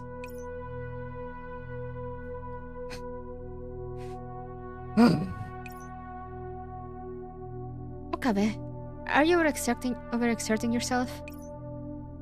You could have let me handle those entropics just now. I don't answer her right away, instead waving my hands as I reallocate my remaining operands. I retain my battle experience after shifting from one war line to another. Currently, I'm as familiar with manipulating this power as Kurisu is. However, my mental fatigue doesn't disappear between shifts. I blink, and the sight of Kurisu dying appears in front of me once again.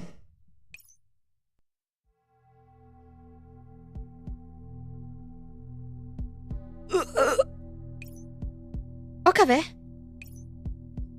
I'm fine. I told you. I'll protect the two of you, right? Okabe, you... I avoid Kuriso's gaze.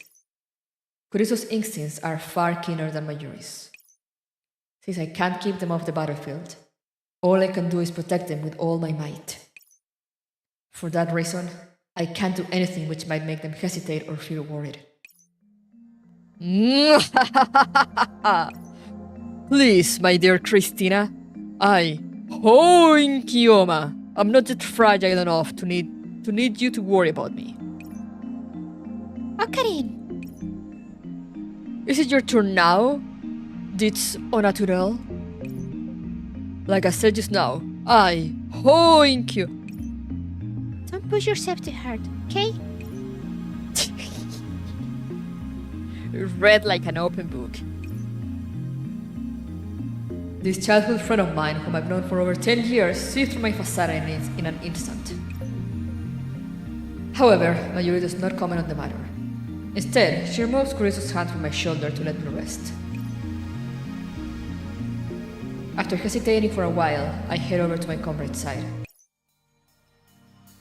Teams 3 and 5, deploy as such. Oh, it's you, Okabe. You've been working hard all this time. My comrade, I have something that I need to discuss with you. Am I interrupting anything? Nope, I was just finishing our tactical deployments. As it happens, I wanted to ask you about the enemy leader too. Do you remember anything about him? That last, tragic scene of Mayuri appears in my mind again. It hit me so hard that my anger and frustration blank out pretty much all the details I saw. I know it must be a painful memory. Never mind then. You don't need to force yourself to recall it. No matter what, we'll beat him this time. It's alright, my comrade. I'll remember a few things. He was humanoid, but on the small side. He was wearing a hood so I couldn't see his face. All the humanoid entropics we encounter so far tend to be elite units, who are far more powerful than normal. Looks like our opponent will be a tricky one. Still, there's no need to worry, Okabe. Thank you for sharing this information with me. Was there anything else you wanted to say to me? Well, I'm reluctant to ask. Please assign me to wipe out the entropic leader, my comrade. I need to see who he is. I need to know who is the one that's been killing Kurisu over and over again. The one who murdered Mayuri in such a horrible way. I feel my clenched fists trembling. The rage coursing through me is so intense that if I were to see him, I will tear him apart. Being constantly overshadowed by him, I will make him pay. I understand how you feel, but are you sure you're up for this? I'm alright, my comrade. I know how important this battle is. I won't overexert myself. You're kinda doing it now. Just trust me, please.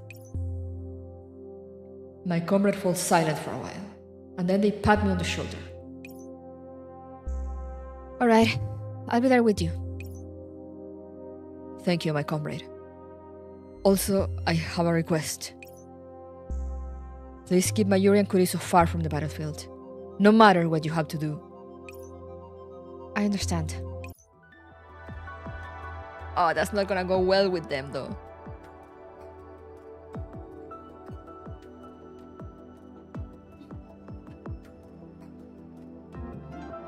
Stage 4. Oh, we're getting back to A after.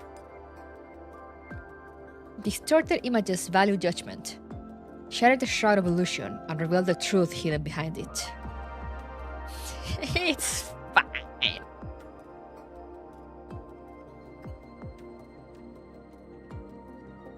Let's go. 1. The team is ready, and the leader is just ahead. Okabe, are you ready? Yeah. Oh, and thanks for your help, my comrade.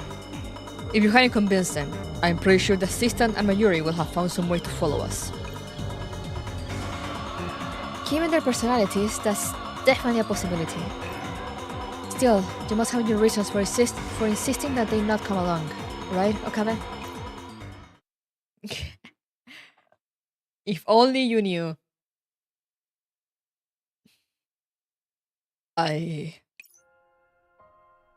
My guilt keeps me from speaking. I've never told the professor about Kurisu so as not to get them involved in all this. However, after traversing so many world lines, I realized that there's no way I can save her by myself.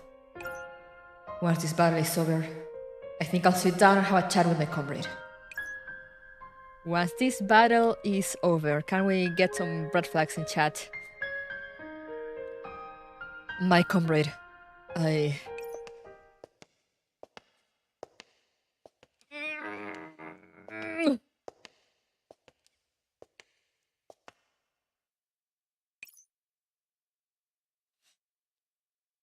It's the familiar sound of footsteps.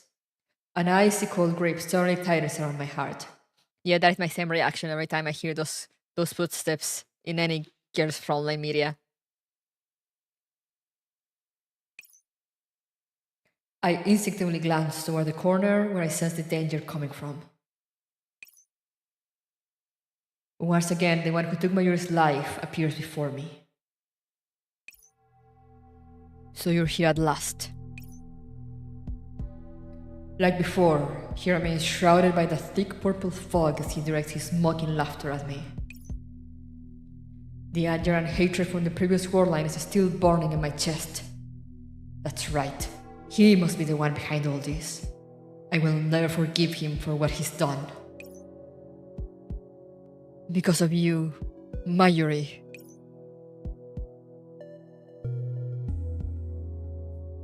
Mayuri. This is the first time I've heard him speak.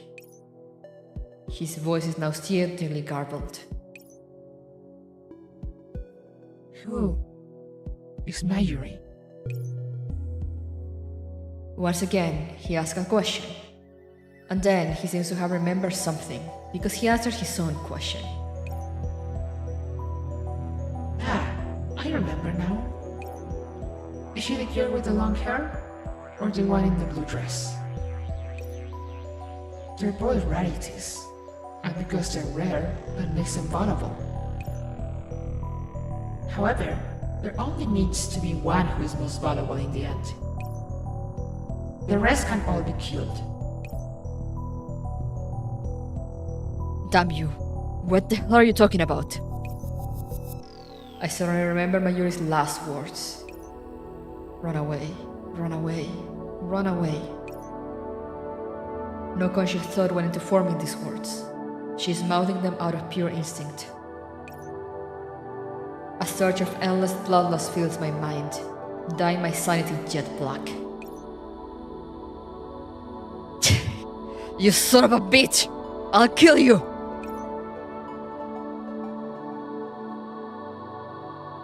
Oh, such passion is surely rare. That's good. You're very valuable. Faced with my all-out attack, my opponent does not dodge, merely snaps his fingers quietly. Purple radiance suddenly glows beneath a nearby ruined building, and as the purple light shines, the entire building explodes.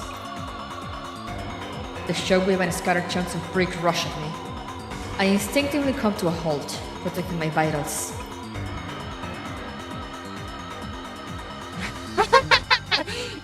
Come! Become my beloved friend! It's a seed of entropization. Everyone, get away from there! Okabe, come back quick! I'm okay. The edges near the building are already showing signs of entropization. Medics, get them out of here. Everyone, make sure you've got your entropic suppressors on. Mind the risk of infection from the seeds of entropization. Seeds of entropization. Those are... There are special means of inflicting entropization. They can be implanted in the code of agents or other things. They're very volatile, and if they're subjected to external influence of any kind, they put down roots and entropize everything around them. Entropization. I search for the source of the dust and my gaze lands on a stretch of rubble. What on earth? Okabe, look out! The rubble before me glows with purple light, and as I reach out to shield my eyes, an intense explosion suddenly engulfs me. I see now. The second explosion and Curious entropization was not an accident. Rather, it was because of a seed of entropization hidden within the rubble. It's all because of this dark figure in front of me. At this point, I feel my knuckles clench even harder. It's very likely that the source of the oasis entropization is the seed of entropization before us. Okabe, put your suppressor on, lest you get infected. Understood. The enemy leader's form is indistinct, shrouded as he is by purple smoke. Come, prove your worth to me.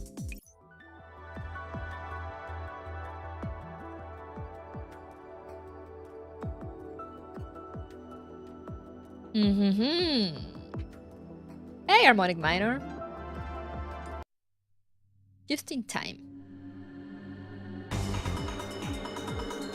The battle is far more intense than anything I've ever experienced. Both we and the enemy know that this is the one that will decide everything. At the command of their leader, the remaining entropics throw themselves at us in a suicidal charge. Ah, what a pain. Who'd have thought the last few will be so annoying? The position is clearly wary of us. We can't seem to do any meaningful damage to their leader, no matter how we attack.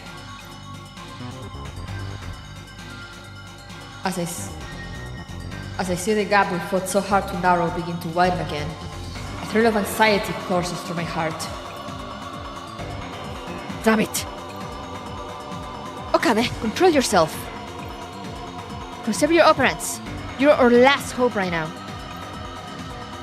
Comrade, you... I sense something off about their words, but my comrade doesn't say anything, only pats my shoulder in response.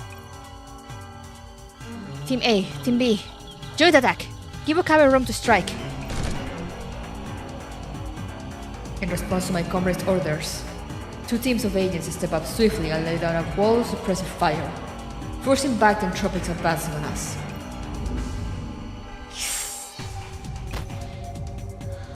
At last, the final entropic goes down under the barrage, leaving the leader alone on the enemy side of the battlefield.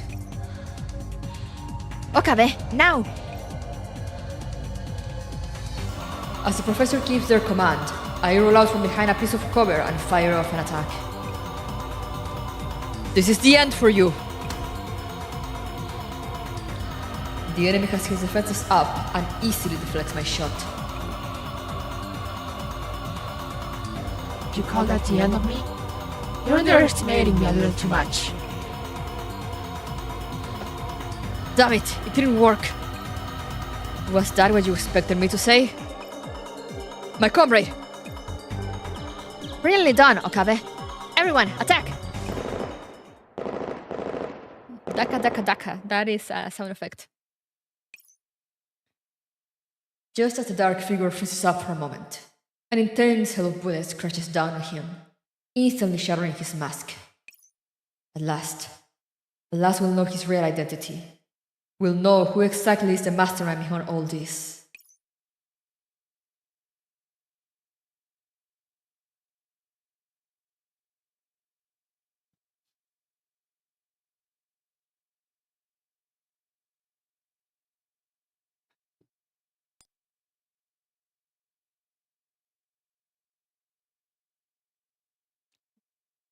Wonder who that is.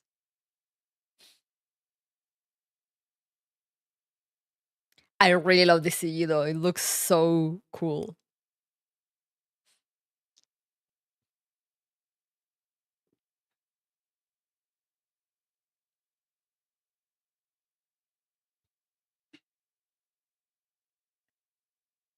Also, they went hard on that tummy there. And Like you can see the shadows, you know.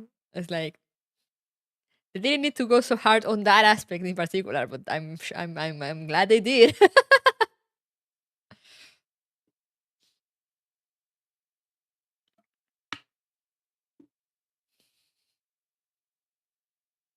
Can see the depth of that tummy. Yeah, you can see that it's a hard tummy. Good tum. Good tum.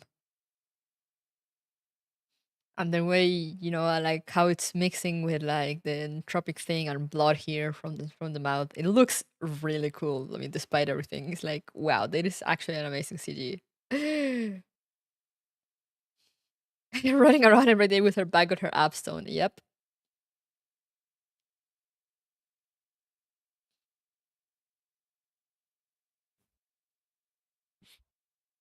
Sorry.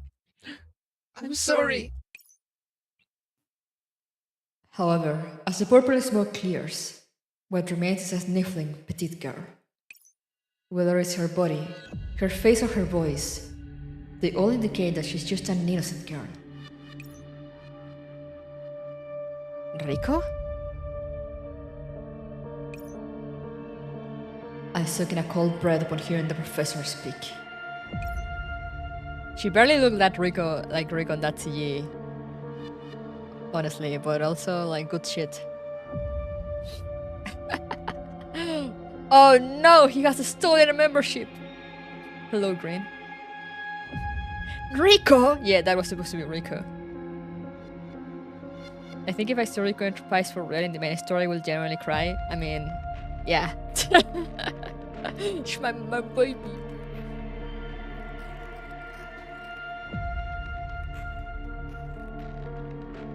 Oh, she's like not possessed right now, apparently. Oh, stop hitting Rico. Stop hitting Rico.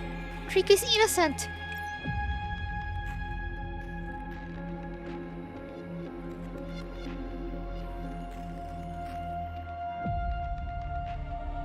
Yo, I hadn't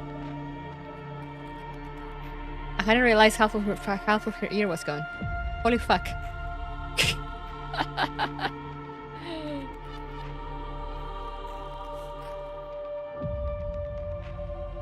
That is a detail. Rico just wanted to prove Rico's worth.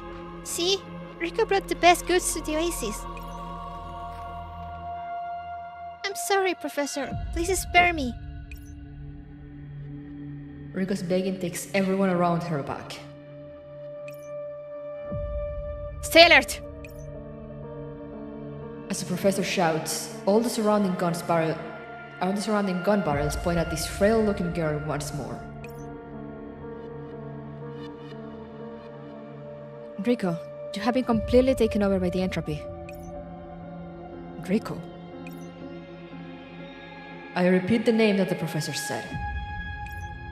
Now, where have I heard it before? Is she the trader who was supposed to deliver supplies? Rico, that's another new name. She's a currency trader. Simply put, Rico's job is to travel from sector to sector and move supplies between them. I see, so she's like a merchant in a game or something. What's there to worry about when Rico's on the job? Rico stands for reliable. Also, this shipment is full of good stuff I asked the other traders to help bring in for me. Satisfaction guaranteed. The image of the girl in my memory superimposes over the one before me.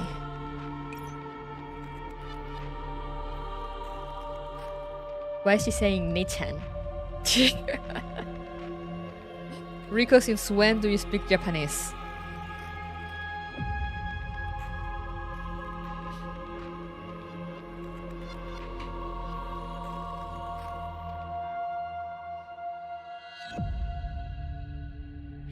Lee-chan, do you know Rico? If you let Rico go, Rico will bring you the best stuff. So, please.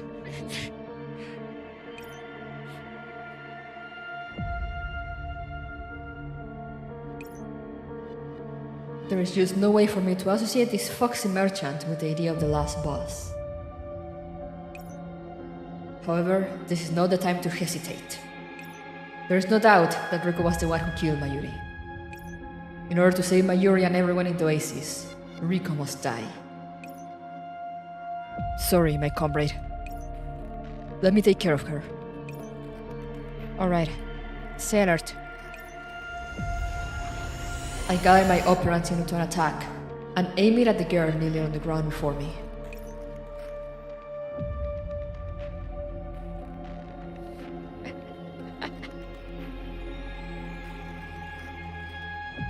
No! Lee-chan, don't destroy Rico. Rico was entropized. Rico has lots of stuff. What do you want? Rico can give it to you. You want to know who's behind all this, right?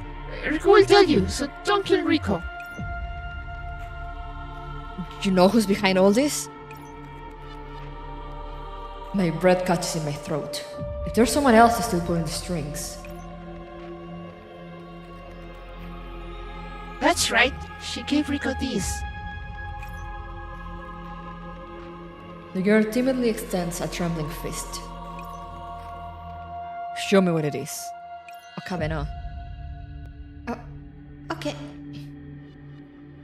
Okay. Rika's hand opens, revealing part of something. The purple veins on its surface pulse and twitch, as though they were imbued with some twisted form of life. That's... Yo? Rico? Who made this CG? Congratulations to them.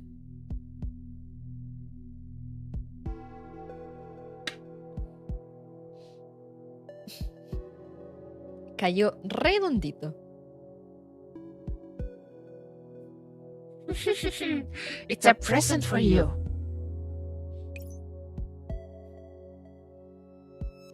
Before I can react, Rico suddenly raises her hand, and the object in her hand transforms into a purple flash that jumps right at me. Ugh. Crap, I was careless. Okabe, look out! Ah yes, of course. Of course! Of course!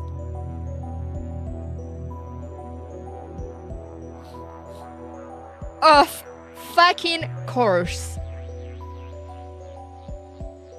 The world slows to crawl around me. Panic, I try to shout a warning to the girl before me. But before I can speak, a blossom of death erupts from inside her belly. Excuse me, what?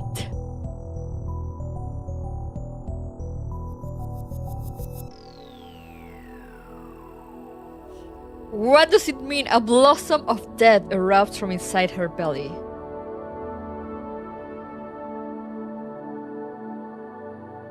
Do I want to know what that means?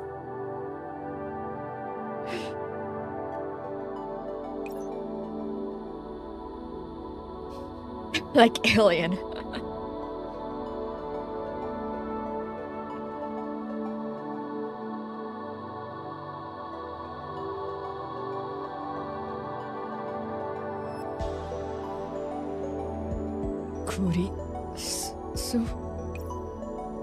Oh, here we go again! Woohoo! Thank goodness. I made it in time. Oh, yo, Rico? Who drew this? Thank you.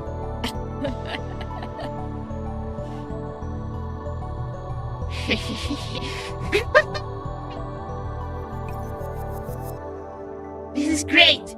This is the most worthwhile scene I've seen so far! This is wonderful!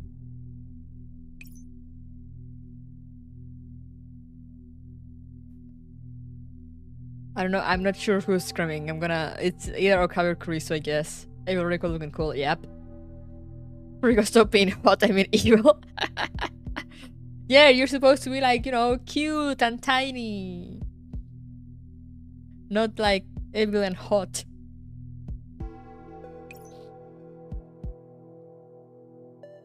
Rat instantly consumed my mind. Okay, so it was Okabe screaming. I fire off all my openers at Riko. By the time I come to my senses, my attack has completely disintegrated her. Kurisu! Once again, Kurisu collapses into my arms. Even after negating 2 emails, the girl still cannot escape the shackles of destiny. I've had enough of the world's malice. Oh, they're really gonna reuse that CG. Okay, I see. I'm sorry, Okabe. I followed you here in secret. When I saw you were in danger, my body... it just moved on its own. The CG itself is so pretty, though. Forgive me. Don't talk, please! Comrade, give me an entropic suppressor. Hurry! Okabe, this is already... Do it! Okabe, it's no use. The pale girl grows lighter and lighter in my arms. God damn it! Okabe. Is this the war line's convergence? Is there no way for me to avoid your death? Okabe, you've done very well. You've worked so hard. So, just let it be. You don't have to push yourself anymore. How could I do something like that? It's okay as long as you remember me. You're the insane mad scientist, aren't you? So please, witness my last moments. Engrave this memory in your frontal lobe forever and ever. This is my last request. She smiles weakly from inside my arms. Okabe, I'm so happy I met you. Goodbye.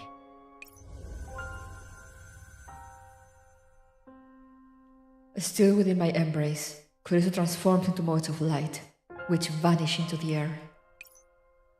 This time, Kurisu managed to pass her last words on to me, but she will never be able to hear my answer. Sheesh!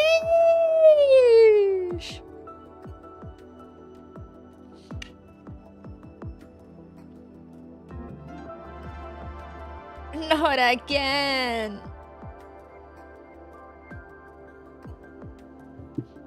Anyway, it is that point of the stream and you guys all know in which I need to go to the bathroom, so I'll BRB, just give me a little bit, and then we'll continue for like another hour or so before ending for today. See how much progress we can get done today. Kurisu's the Kenny of this collab. How dare you say that? At least this event can't get any sadder. Not at all. I wouldn't trust Mika, but we'll see. We'll see. For now, yeah, BRB, guys.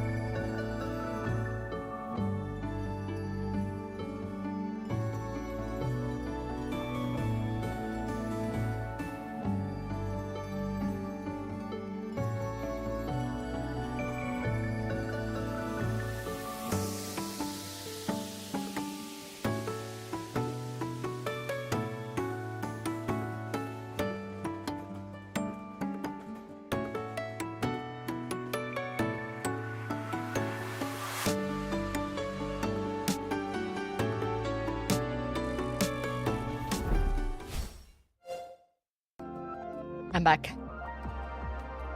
I have returned. My cat was demanding pets, so it took me a few seconds longer.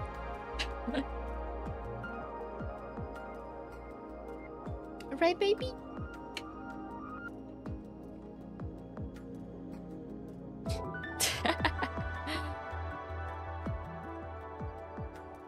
Wait, let's keep going then. Let's see. Depending on how long these are, we can probably read. There's 2 parts now, so there's a lot of text. We can maybe get to part 7. And we'll be one step closer. I was like, oh, how much we have left? And there's still a lot. But I mean, we made progress. Let's see. So B, part 4. Boundary correction of a spatial inversion. Let me adjust. There we go. Step by step, onward to the future. At the Future Gadget Lab.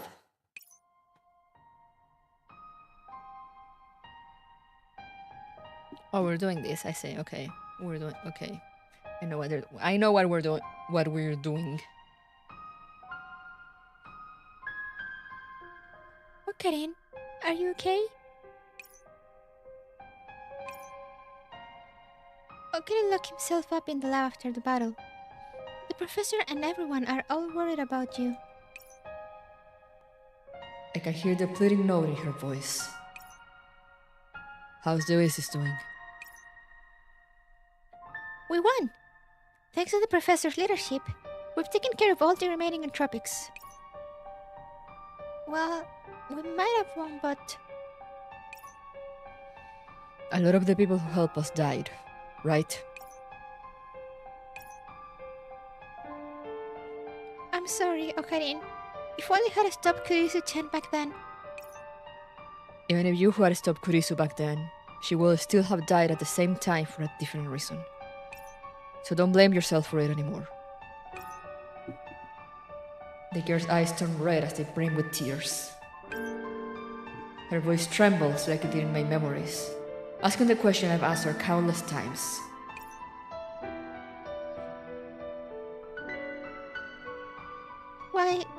Why does Okarin know what Mayushi wanted to say? Because I saw it in a demon. The conversation between us just now has happened countless times already. After killing Rico, I shifted from one worldline to another, but I couldn't save Kurisu no matter where I went. Hey, Irma. You're just in time for more sadness. Okarin. After so many failures, even if I can't accept it, I am forced to admit. John Titor was right. A tractor field theory is right. If we can't escape the tractor field, then no matter how I struggle, no matter where we flee, Kurisu will die. So her fate was already decided by the world. But Okarin won't just give up like that, will you, Okarin? There's got to be a way to save Kurisu-chan. Maybe there is such a way, but I don't dare to try to find it anymore. How much longer will the next demon let Kurisu live? Or will it result in the deaths of more people? If I can't save Kurisu and end up being unable to keep Mayuri safe either. If there's a way to save Kurisu-chan, let's try it. Mayuri's voice is very gentle. The Okarin that Mayushi knows will do his best, even if there was only a tiny bit of hope. Even if he kept failing over and over again, he wouldn't give up. Maybe he might hesitate, but he'd bring everyone to a happy ending. Because Okarin is the insane mad scientist Ho in Kiyama after all. Hearing Mayuri like this makes it even harder for me to decide. But I can't make that decision. Why? To save Kurisu-chan, maybe Mayushi could help.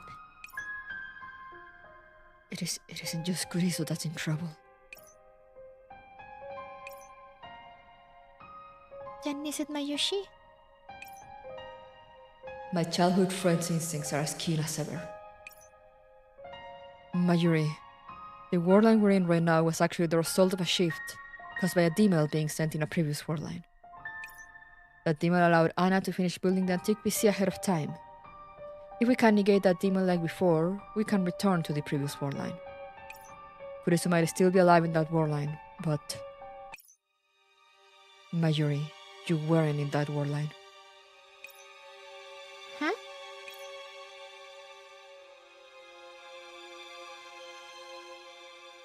Including the 2 people in the future gadget lab, we pick up 5 contacts in the Oasis thus far.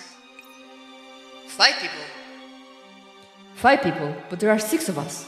Are you sure you haven't missed anyone out?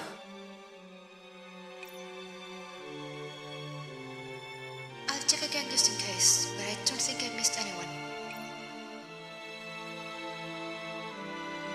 According to Okada's description, pretty much everything else in the previous timeline happened like it did in this one, apart from the time discrepancy. That means Mayuri should have met me outside the Oasis, even if there was a 3-hour difference. So why... If you can't figure it out, let's forget it for now, okay? Since Mayushi's here, there's no need to worry about Mayushi. Now all we have to do is find Luka-kun and Faris-chan, and we can all go back safely to Akihabara.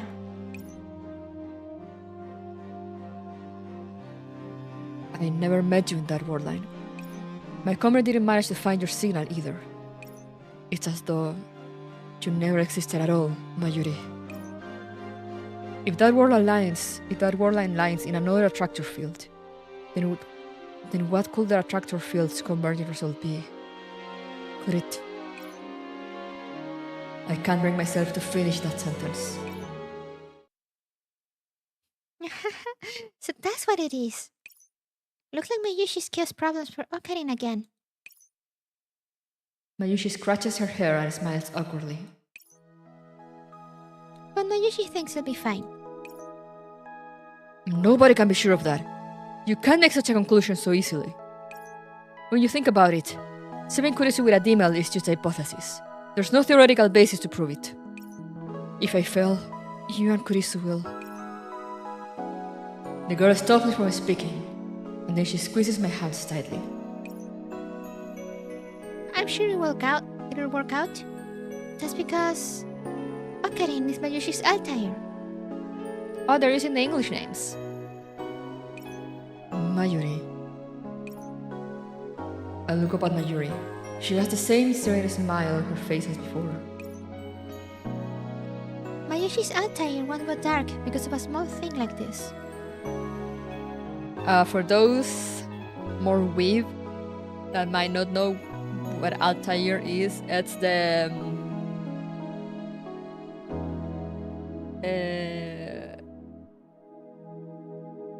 I forgot the name of the other star, but it's like Hikoboshi and another one.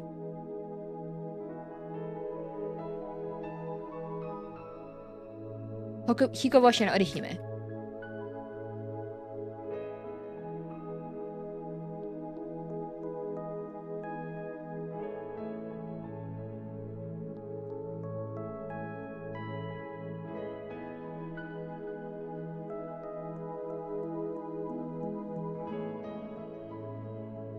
So that's if you watch anime or play little like Japanese games, sometimes they'll talk about the Tanabata festival. That celebrates the meeting of the deities Orihime and Hikoboshi, represented by the stars Vega and Altair.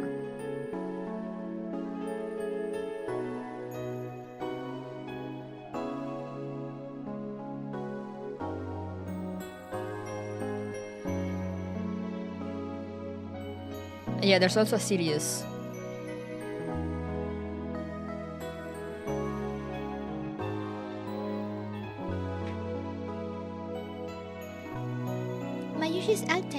dark because of a small thing like this. My Trie will always shine brightly and keep Mayushi company. Yeah, if you play the Vians, they keep the Japanese names, but I guess they translated them here. Mayuri is as romantic and innocent as ever. I can't help but worry if she truly understands what lies behind that choice of hers. But Mayuri, if you go missing and I can't find you no matter what, then what should I do?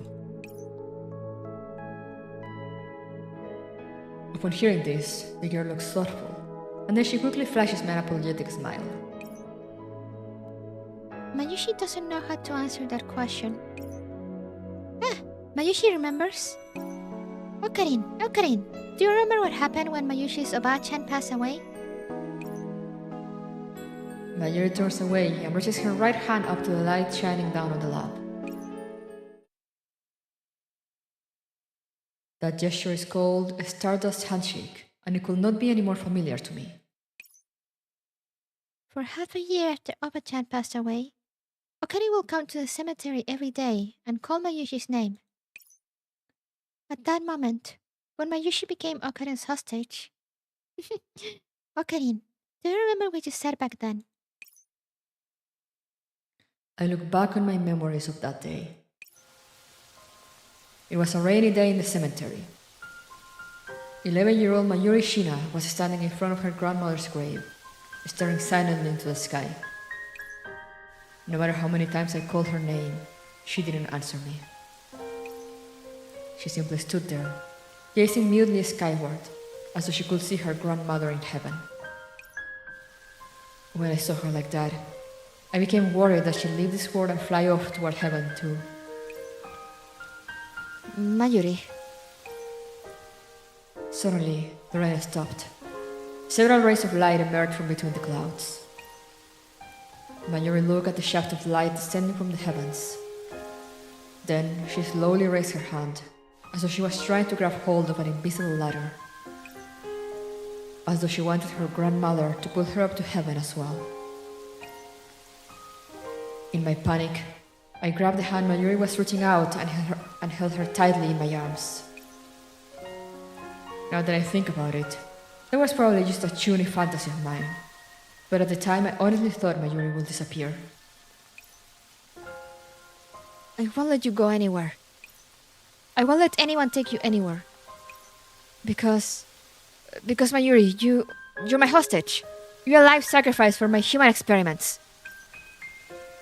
I was so embarrassed back then that I could only hide my embarrassment by saying even more embarrassing things. I will never, ever let you escape.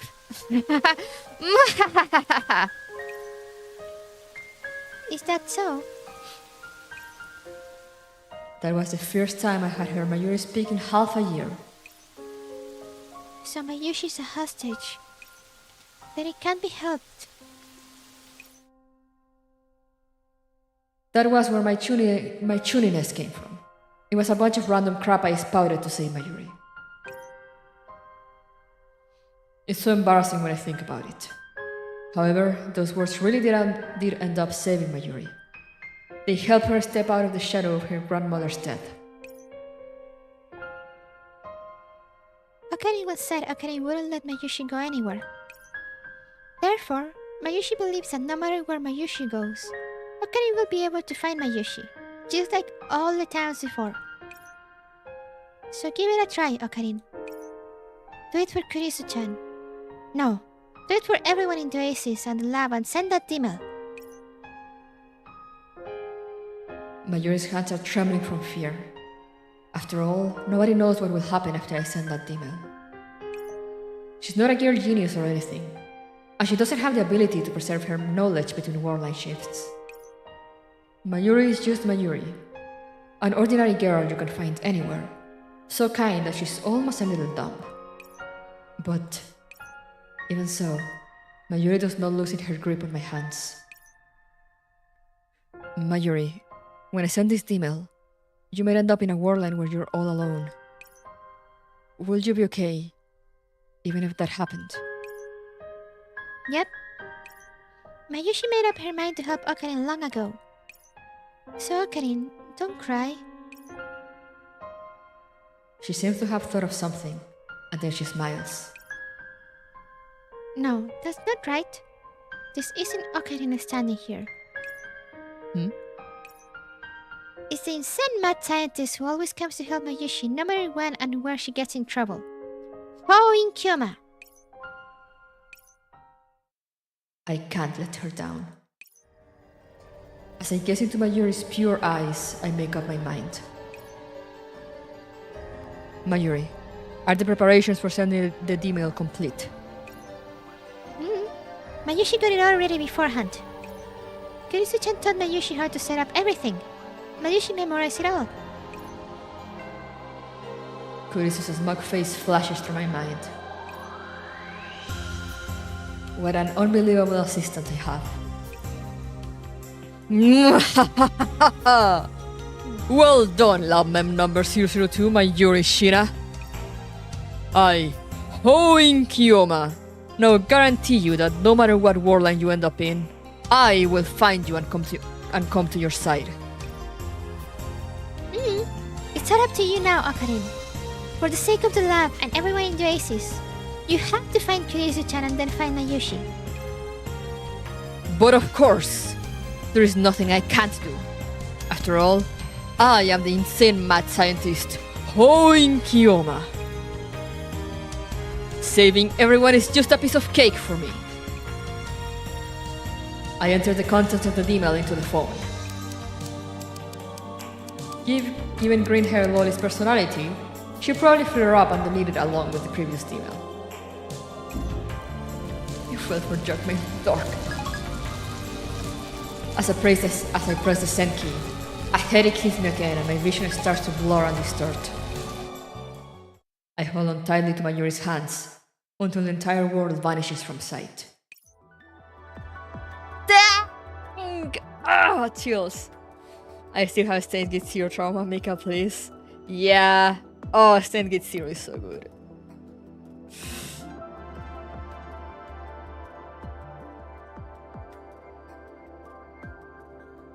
Oh, that was so good.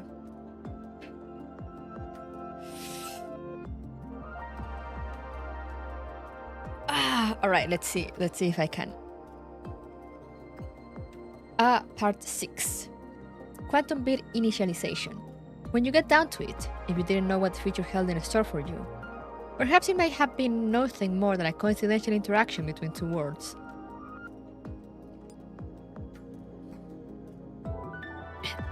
They did this so well, honestly.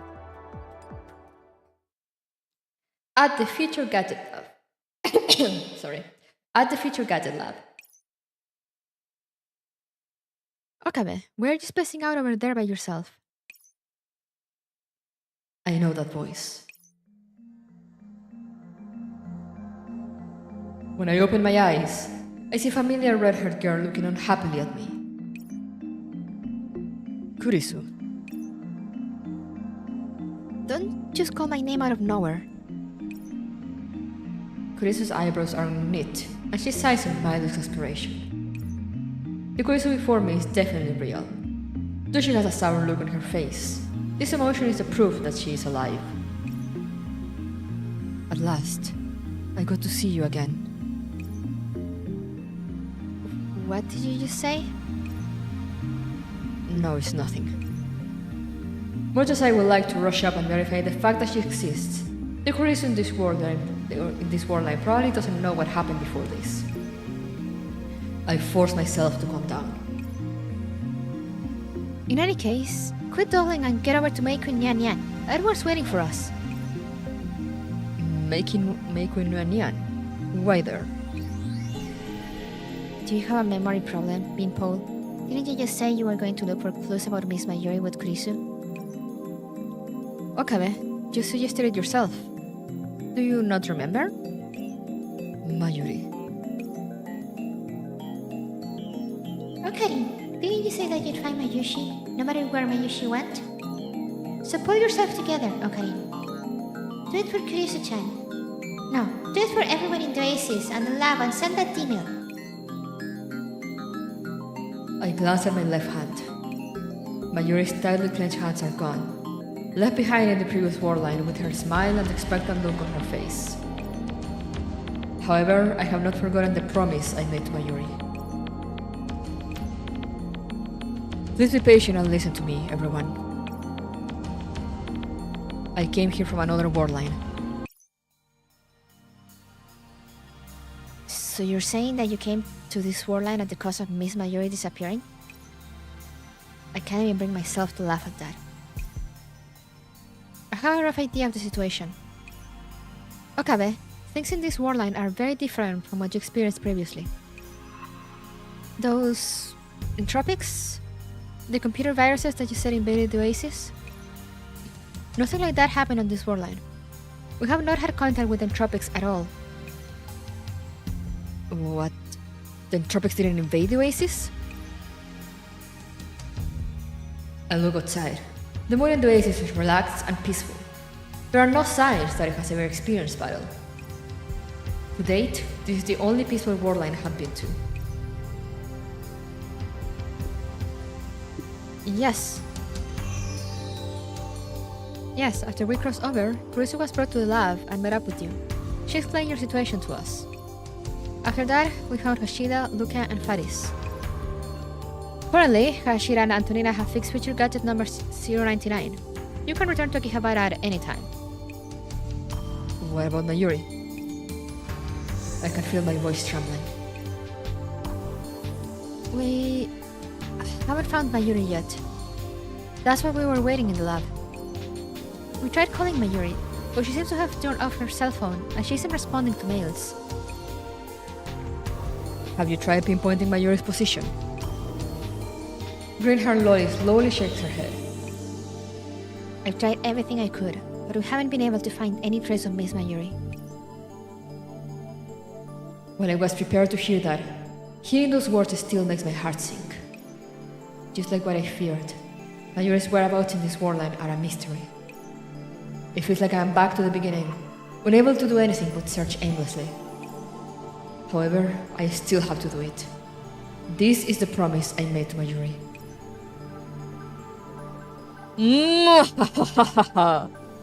Don't make a face like that, assistant. Making the impossible possible is holding Kyowa's stock in trade. Okabe? Let's go, assistant. Didn't you say we were going to find Daru and the others? Then let's not waste time lollygagging around here. I'm heading off now. Don't get left behind. Honestly, what was all that about not getting left behind? You can't even keep up with me. Shut up, assistant. I was just giving you a chance. And besides, you stopped too, aren't you? I'm just matching your pace. Are we forgetting about the tiny little Rico detail? I'm guessing he told them.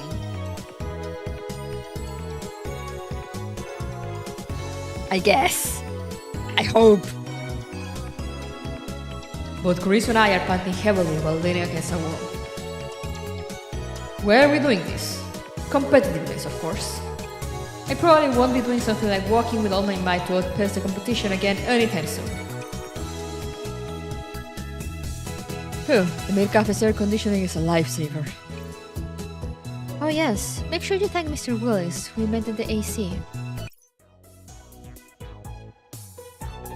Oh no, it's Faris. Welcome back, Nya! Master. Welcome back, Master. Yeah. Oh, then. I know Mayuri isn't here, but part of me was still looking forward to her showing up. Faris-san, do you have news about Mayuri? Unfortunately not, Nya. Darini is working hard to find Mayuri's signal, while Luca, Nya, Erika, Nya, and the others have gone looking for her too, Nya. Don't worry, they'll contact us right away if they find anything, Nya. I see. Then Before I can finish, the cutter girl pinches my cheeks with both her hands and brings her face up to mine. What you doing? Farish, what is this? doesn't suit Kyoania at all. Don't worry, Nya. Mayushi is a special being who was chosen by Faris, Nya. We'll find her for sure, Kyoma. Only, Nya, can you show Kyoania a proper smile? Is it like this? Yeah. I love how she adds it like at the end of whatever she's saying. The girl tries her best to turn up the corners of her mouth with her index fingers. Yep, full marks.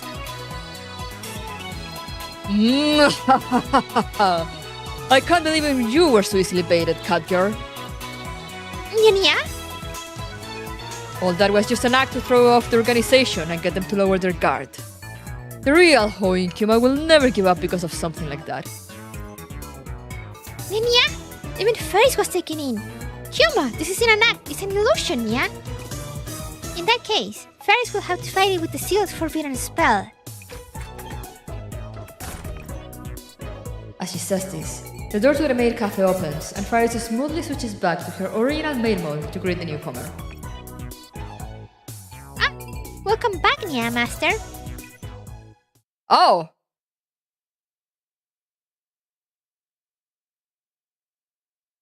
I guess that answers the Rico question.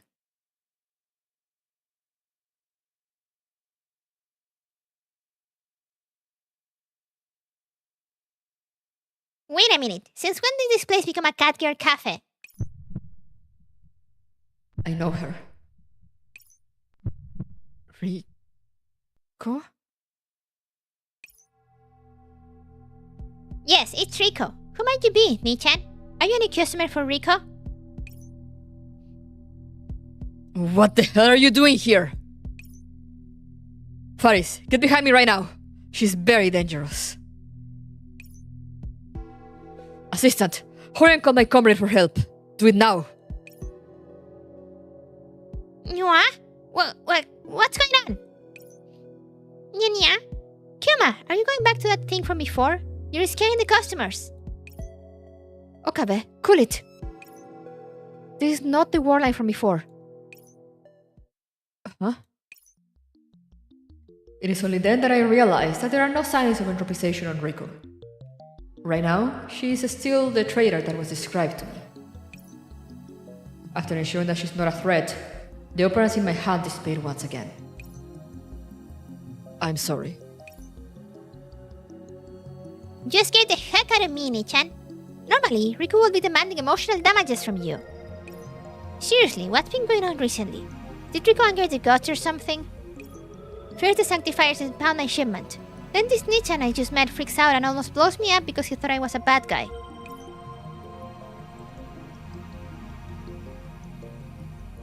Your shipment was impounded? Yeah. Yes, the Sanctifiers took pretty much all my stock. Rico had to go reorder everything, and Xenia made sure to squeeze a huge chunk of late fees out of me. Well, nobody's been coming in because May Queen Nyan Nyan ran out of supplies. Considering how empty the place is, it's no wonder Ksenia is so mad. It's all because of those stupid Sanctifiers. Good thing Rico's... K-Van? Good thing Rico's key van made it through, or else that would have been terrible. Rico points to her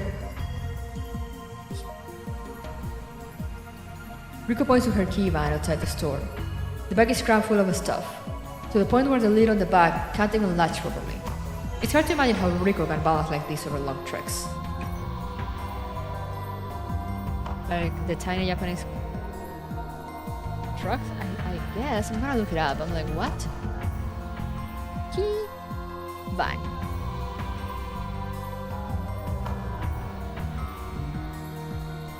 Oh yeah, it's like the tiny vans.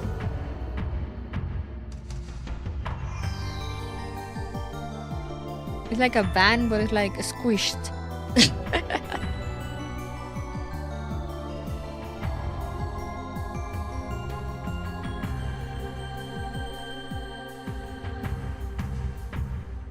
A standard Japanese size A. It's like 2 trucks and a baby. Yeah, pretty much.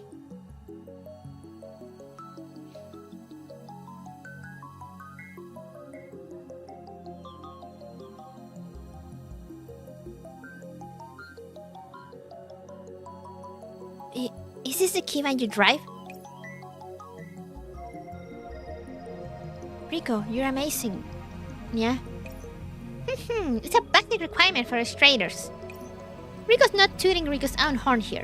We can still balance this baby even with 2 more crates in the back. Naturally, that's while keeping all the cargo safe and sound too. Oh yeah, could you help me bring it round back? Rico's going to sell off Rico's stock before coming back to get it. Okay, yeah.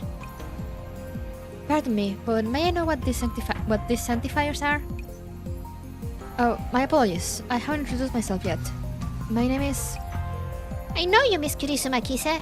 Miss Ferris and Mr. Rintaro Okabe, is that right? How did you know that? Don't underestimate what an intelligence broker can do. Aren't you a trader? I'll tell you about the sanctifiers as a greeting gift then. Simply put, the sanctifiers oppose entropics. They cleanse via programs that pose a threat to the order of the sectors in Magrasea and irregular agents whose neural clouds show abnormalities. I mean, I'm grateful for their help, but they can be really unreasonable at times. She's everything, I say. Makes sense. Like just now. They impounded my cargo because they said it was a threat. I can't remember what a huge loss I made. What was your cargo? I see. So in this world, you were an enterprise because you didn't make contact with the seed of entropization in your cargo. What seed of entropization? Rico will never carry anything that dangerous. No, I'm not saying you did in this world line. I mean, maybe your checks in another world line weren't as careful. Another world line? Rico has no idea what you're talking about, Mei-chan. Still, it's all over now, right? Rico's so hungry after riding for so long. Say, Miss Faris, could you heat this up for me? The stuff inside should be pretty good, right? Don't heat up the bananas, though. Alright, Nya. Service with a smile, Nya. Nya, why does this fried chicken look so familiar? Okabe, isn't that... Juicy chicken number 1? Oh no, it's Mayuri's favorite chicken. Hey, Rico, where did you get this from? Did you come into contact with Mayuri? Answer me. Oh, quit grabbing Rico's shoulder so hard. Suddenly, I felt someone's hands around my wrist. Rico is a customer and a good friend of ours. Please do not be rough with her. Nya? Sorry. I let go and calm myself down. Rico... Nya... Are you alright? Nya? I'm fine. Thanks, Unden. I'll give you a 2% discount next time. Nya? It's alright. Also, please don't imitate me. Nya? But seriously, you get excited so easily, Nichan. You didn't even give Rico a chance to explain.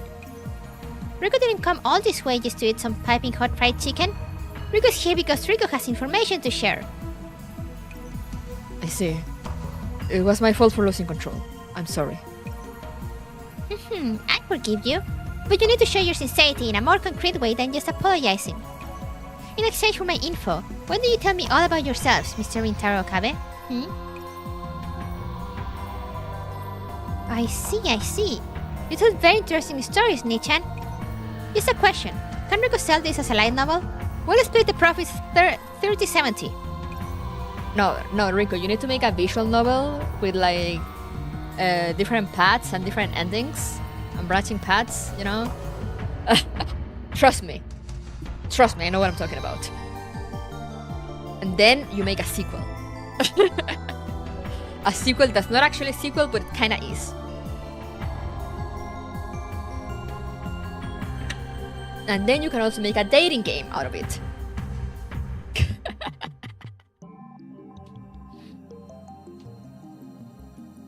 Ahem. I know, this was... Okay. Let's talk about that later. Where did you find Mayuri? I mean, this bag of chicken. No problem. Seeing as you told me so much, Rico will tell you all about it. Riko's tone suddenly turned serious. It happened yesterday, when Riko was stopped by the sanctifiers. Riko barely managed to talk them into letting Riko keep her keyban. But just as Riko was about to go, Riko's eye was turned to the bag. It looked like it had been dumped on the ground. Riko's trader instinct said it was very valuable, so Riko grabbed it when the sanctifiers weren't looking, all sneaky-like. And as it turns out, Riko was right. Other than the fried chicken and the bananas that Riko handed to Miss Fire just now, there was a broken gadget not far from the bag. Mr. Okabe, do you recognize this? There's no way I cannot recognize what she takes out next. Is that Mayuri's phone? Why is it broken in two? Sadly, Riko doesn't know. It was already like this when Riko found it. Riko wanted to stick around and see if there was anything else around. But the sanctifiers had their eye on Riko, so Riko didn't dare do much else. All Riko could do was sneak off with this bag. And that's all Riko knows about this. I see. Thank you for telling me about this. The only thing Riko had shown and told me about was things left behind by Mayuri, and not Mayuri herself. Riko's shipment, juicy chicken number 1, the broken phone.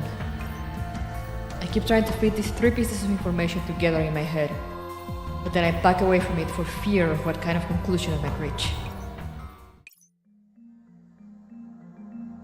Hey, this is no time to be spacing out.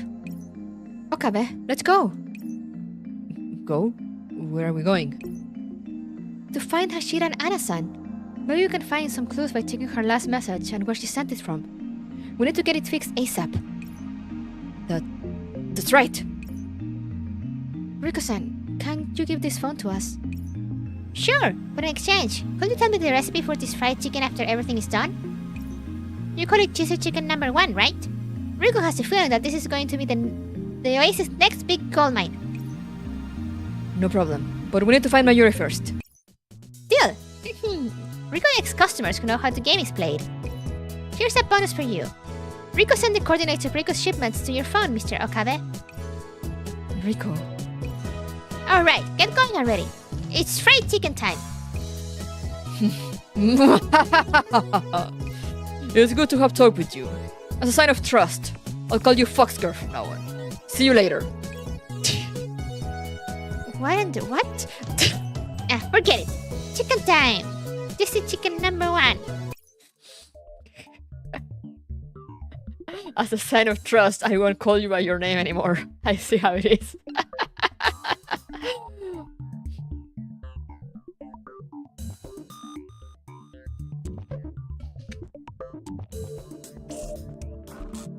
Oh, isn't that Mayushi's phone? I'll tell you about it later. Daru, can you fix it and recover the data on it? Doesn't seem too likely. I don't have the right parts. As a super hacker, is it possible that you can't fix such a tiny issue? A super hacker can't fix everything.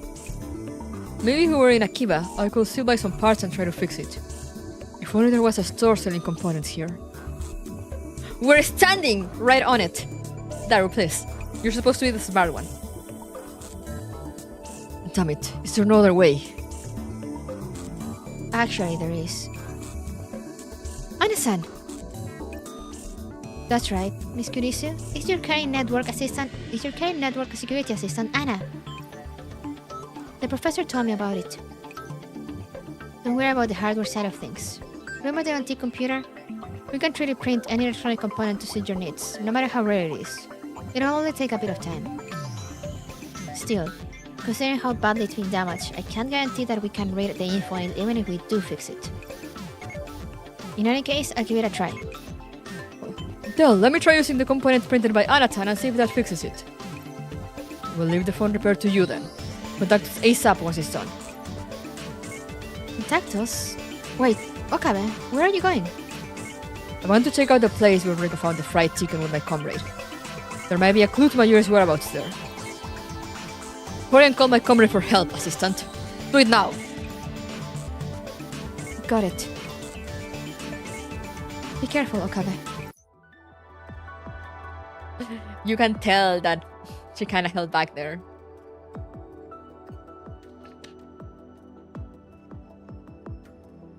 I love how she always gives her cheerful introduction whenever someone says her name. Yeah, like, and with the happy face and everything. You're carrying network security assistant Anna.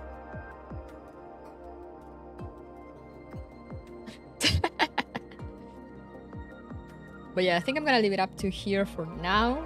We got 3 hours, not bad. I mean, like 2 hours probably, because I spent like quite a bit yapping at the beginning while I was eating breakfast. But yeah, let's go back here for a tiny bit.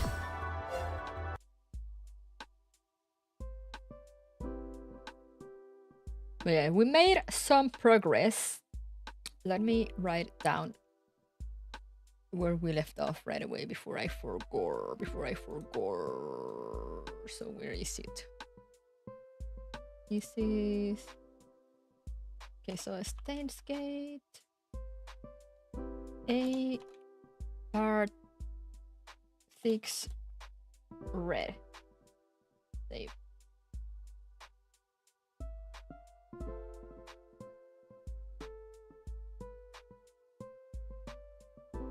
That's good, that's good.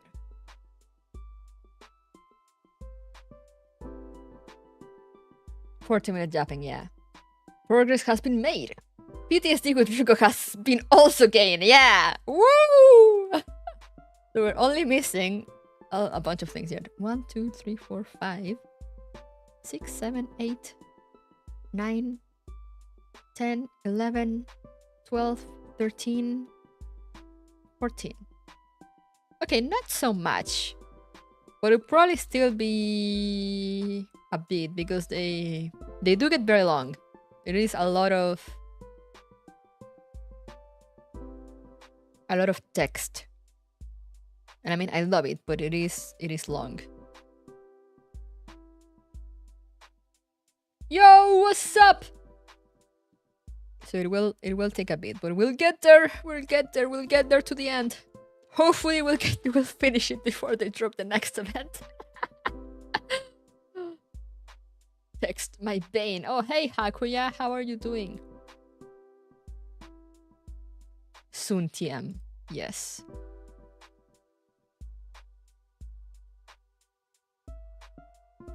So I'll probably continue next Sunday, get another 3 or so hours in. Head hurt? No, why? Why head hurt? Head hurt bad. Closed game. Morning, good morning. Even though it's 2 PM over here.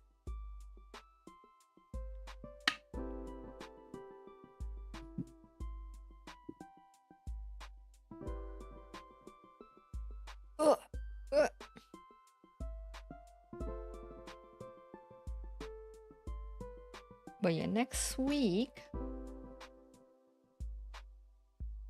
I think I talked with Juancho. It was like, what was the main objective of Normal Cloud? Of the product itself? Or like the game?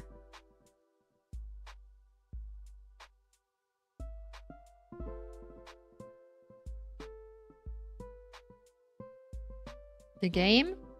Oh, so it was to find the original prof and recover the neural clouds of the trap dolls. That was the original objective that we were sent in for. And then the tropics happened. Do I have anything for next week? Doesn't seem like it. No.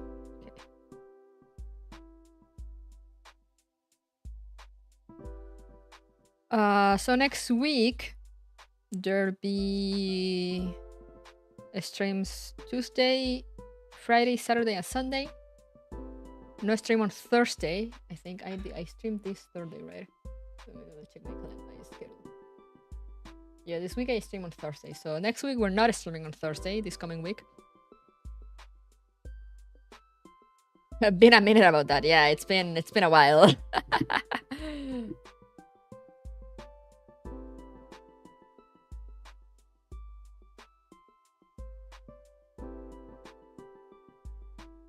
5 days? Yeah, I usually stream 4 or 5 days a week.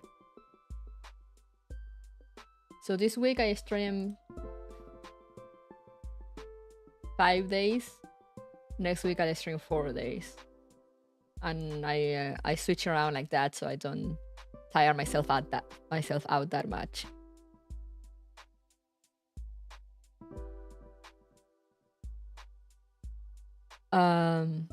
So yeah, next week we're gonna start.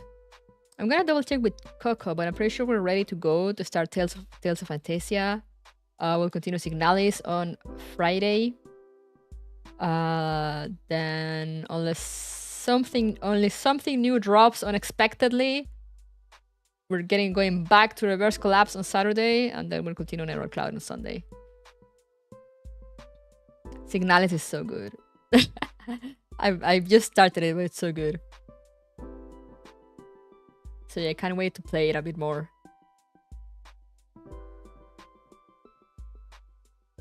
And I leave. I want to continue. As I said, I'll continue Honkai Impact Part 2. But that I will probably leave it for Thursdays, so it will be like every other week, and sometimes Sunday if we're not doing any other Mika game.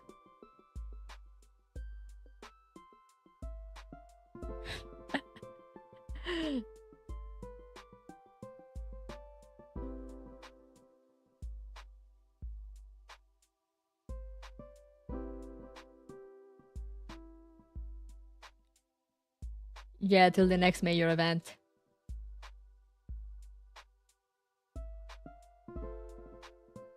Because the major events tend to use the Reverse Collapse slot.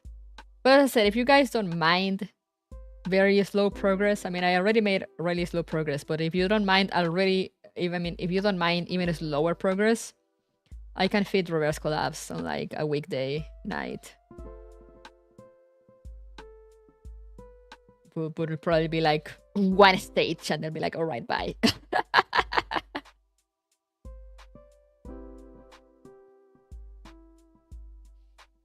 I still haven't finished RC. See this guy, look at this guy talking shit! And he hasn't even finished the thing himself. I shouldn't mod him.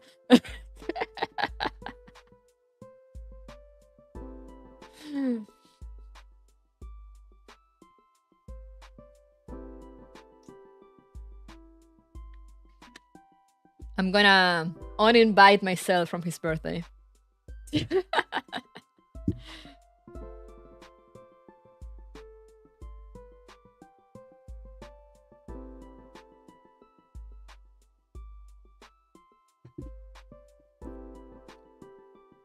But yeah, unless something happens, I don't know, unless Mika just throws a major event in my face out of nowhere, which shouldn't happen next week, that will be the schedule.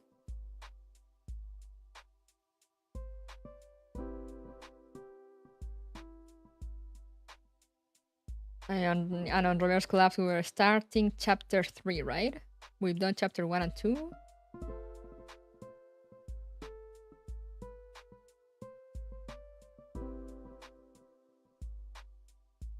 You probably take a chance to during the week maybe farm a little bit.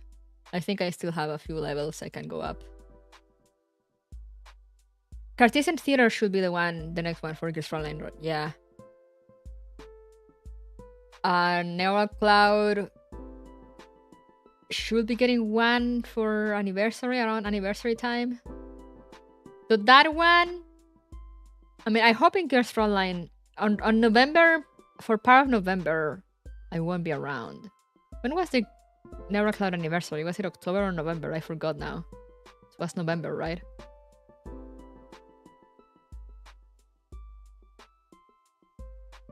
Neural Cloud global release date.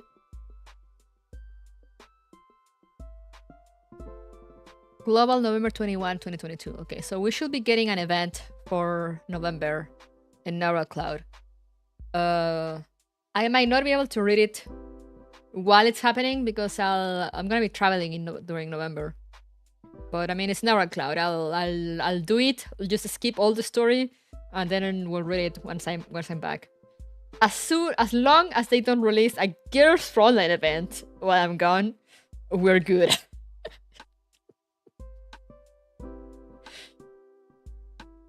Because if they do that, all I can do is read it and then maybe do a stream to talk about it, but that's it until they add it permanently. They'll release Girls Frontline 2, maybe. But I mean, I don't mind waiting for that. And then they release 2 at the same time. They tend to do that. I'm like, what, Mika? Why would you release major events on Nevercloud and Girls Frontline around the same time? Do you know there are people loyal to you that play all your games? Why would you do this to me? Me, I am the people.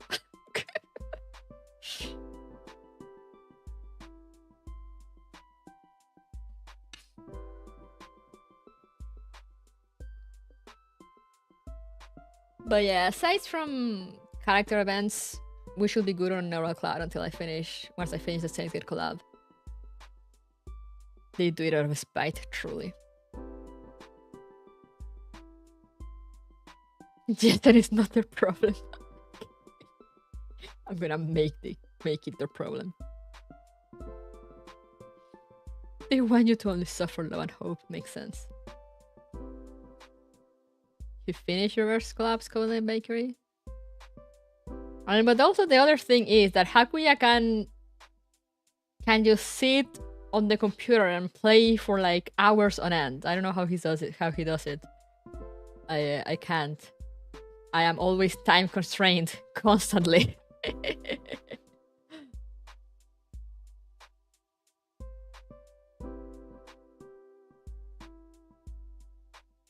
I die. Okay, I see.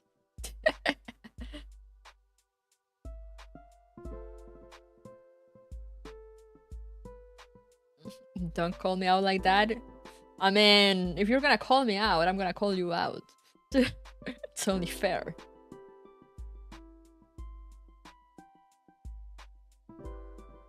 In fact, YouTube. Hakuya channel. Live playlists.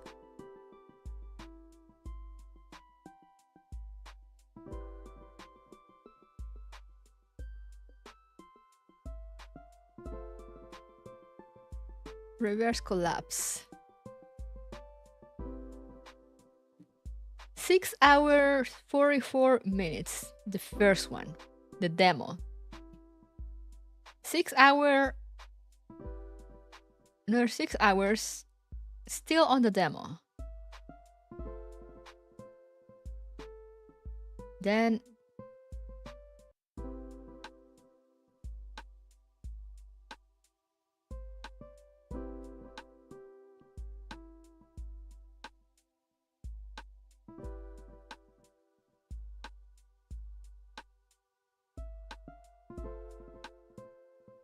uh, 5 hours 40, 5 hours 56, 7 hours 17, 5 hours 16, 7 hours 5 hours 50, 7 hours 47 minutes, 6 hours and a half, 6 hours 40 minutes, 8 hours, 10 hours, 7 hours, 5 hours and 50 minutes, 10 hours and 53 minutes.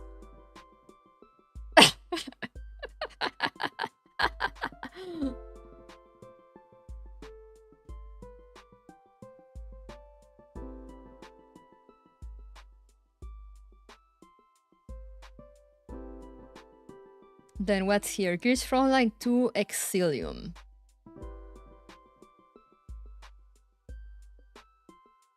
Open beta 5 hours. Open beta 2 6 hours. Open beta 3 an hour and a half. Okay, that was shorter. Official CN relic, 6 hours and a half. 7 hours and a half. 8 hours and a half.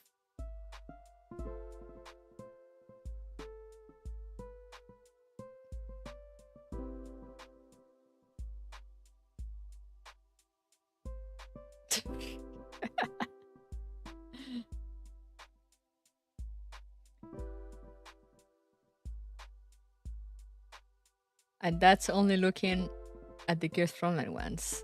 What if I just go into live? Most of them are around 4 to 5 hours, which is already more of what that I can do usually, except on weekends.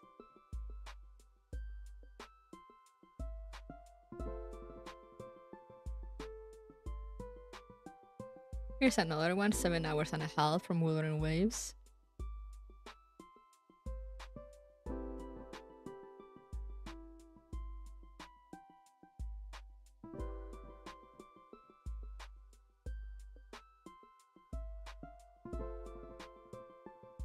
Six hours of Helldivers too.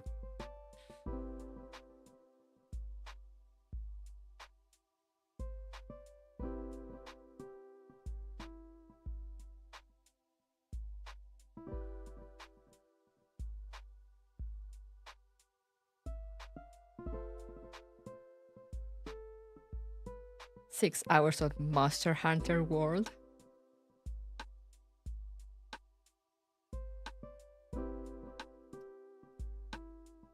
Six hours and a half of Gundam building.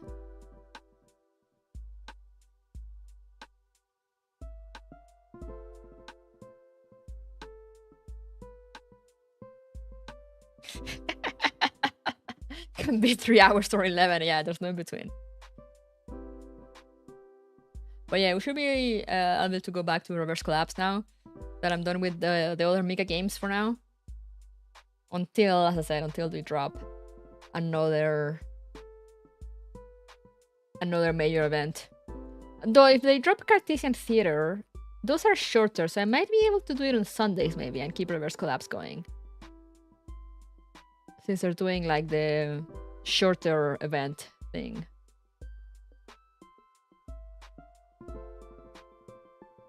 We shall see, we shall see.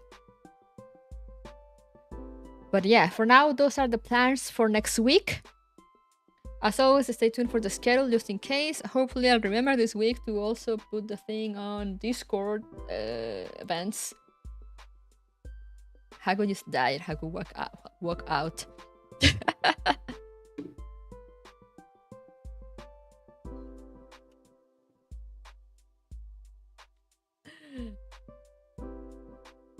But yeah, more Signalis, Tales of Fantasia. That's gonna be a ride because I love Tales games, but like that is one of the old ones, so probably gonna have a very slow beginning.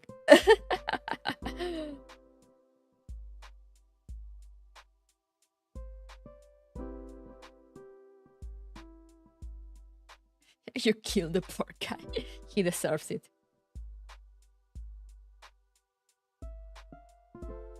But yeah, looking forward for more Signalis. Looking forward to going back to reverse collapse. And then more Neural Cloud. Weekends of suffering with Mika. Yay! But yeah, that shall be all for today. I'm gonna go eat something, get some chores done. And when do you play any? Why don't you play any happy games? I'm playing.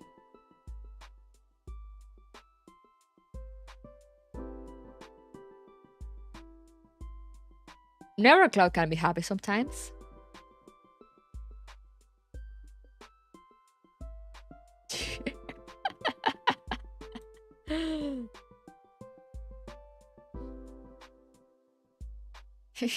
Happy games? I don't know them.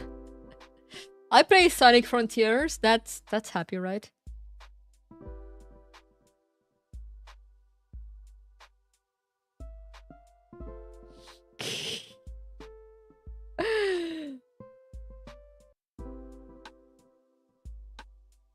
I made a handcam stream about my cat. That's happy. I show you guys my cat. Those are happy streams.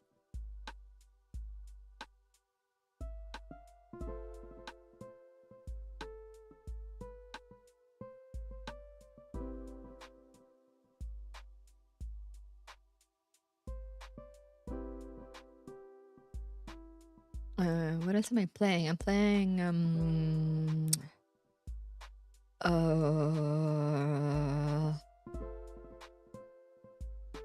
Battle Network. It's happy once I get back to it, right? Mega Man Battle Network, Atomic Heart. Right?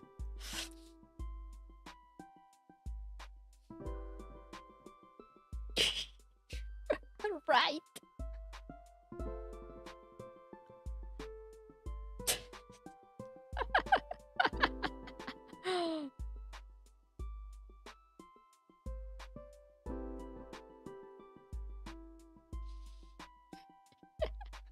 I'm like looking at my games and I'm like Final Fantasy 16, Starfield. Does Starfield count as happy?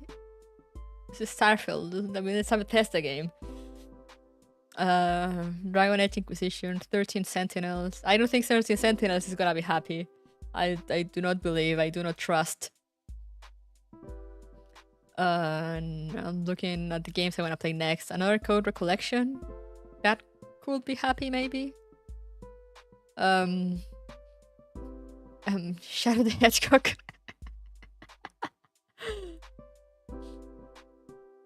I still want to play 16 so bad. It's so good.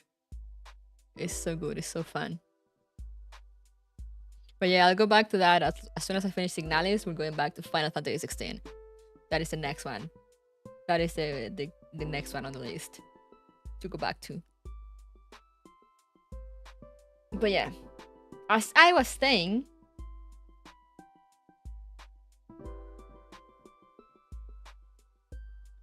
there's an Arnice playlist. Oh, do I still have that?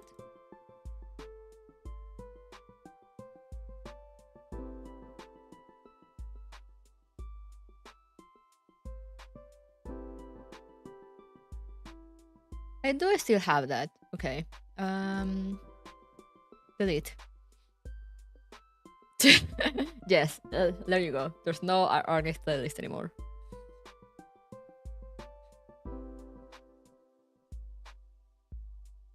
I'm probably gonna delete some of the playlists I don't use or like don't plan on using.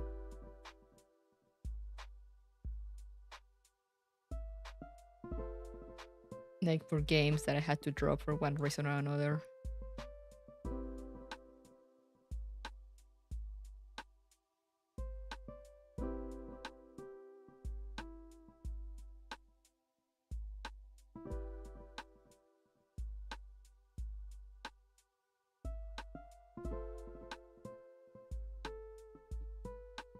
I think that should be it.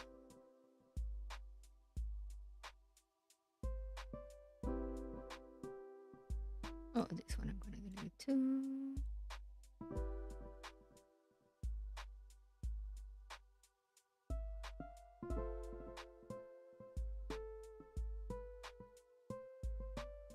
Pokemon one as well.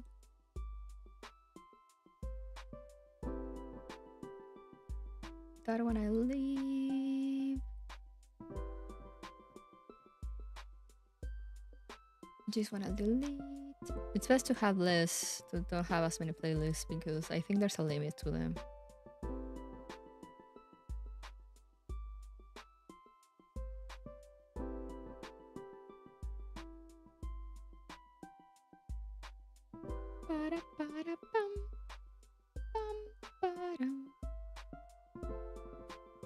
Okay, that should be it.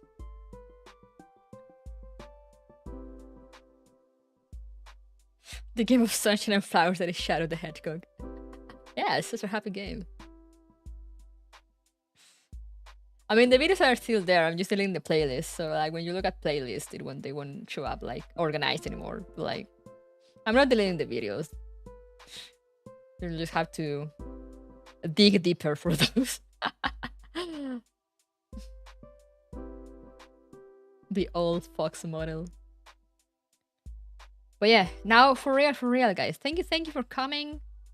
We managed to make some more progress in Stage Gate. We shall continue making progress. Hopefully we can finish not that many more streams.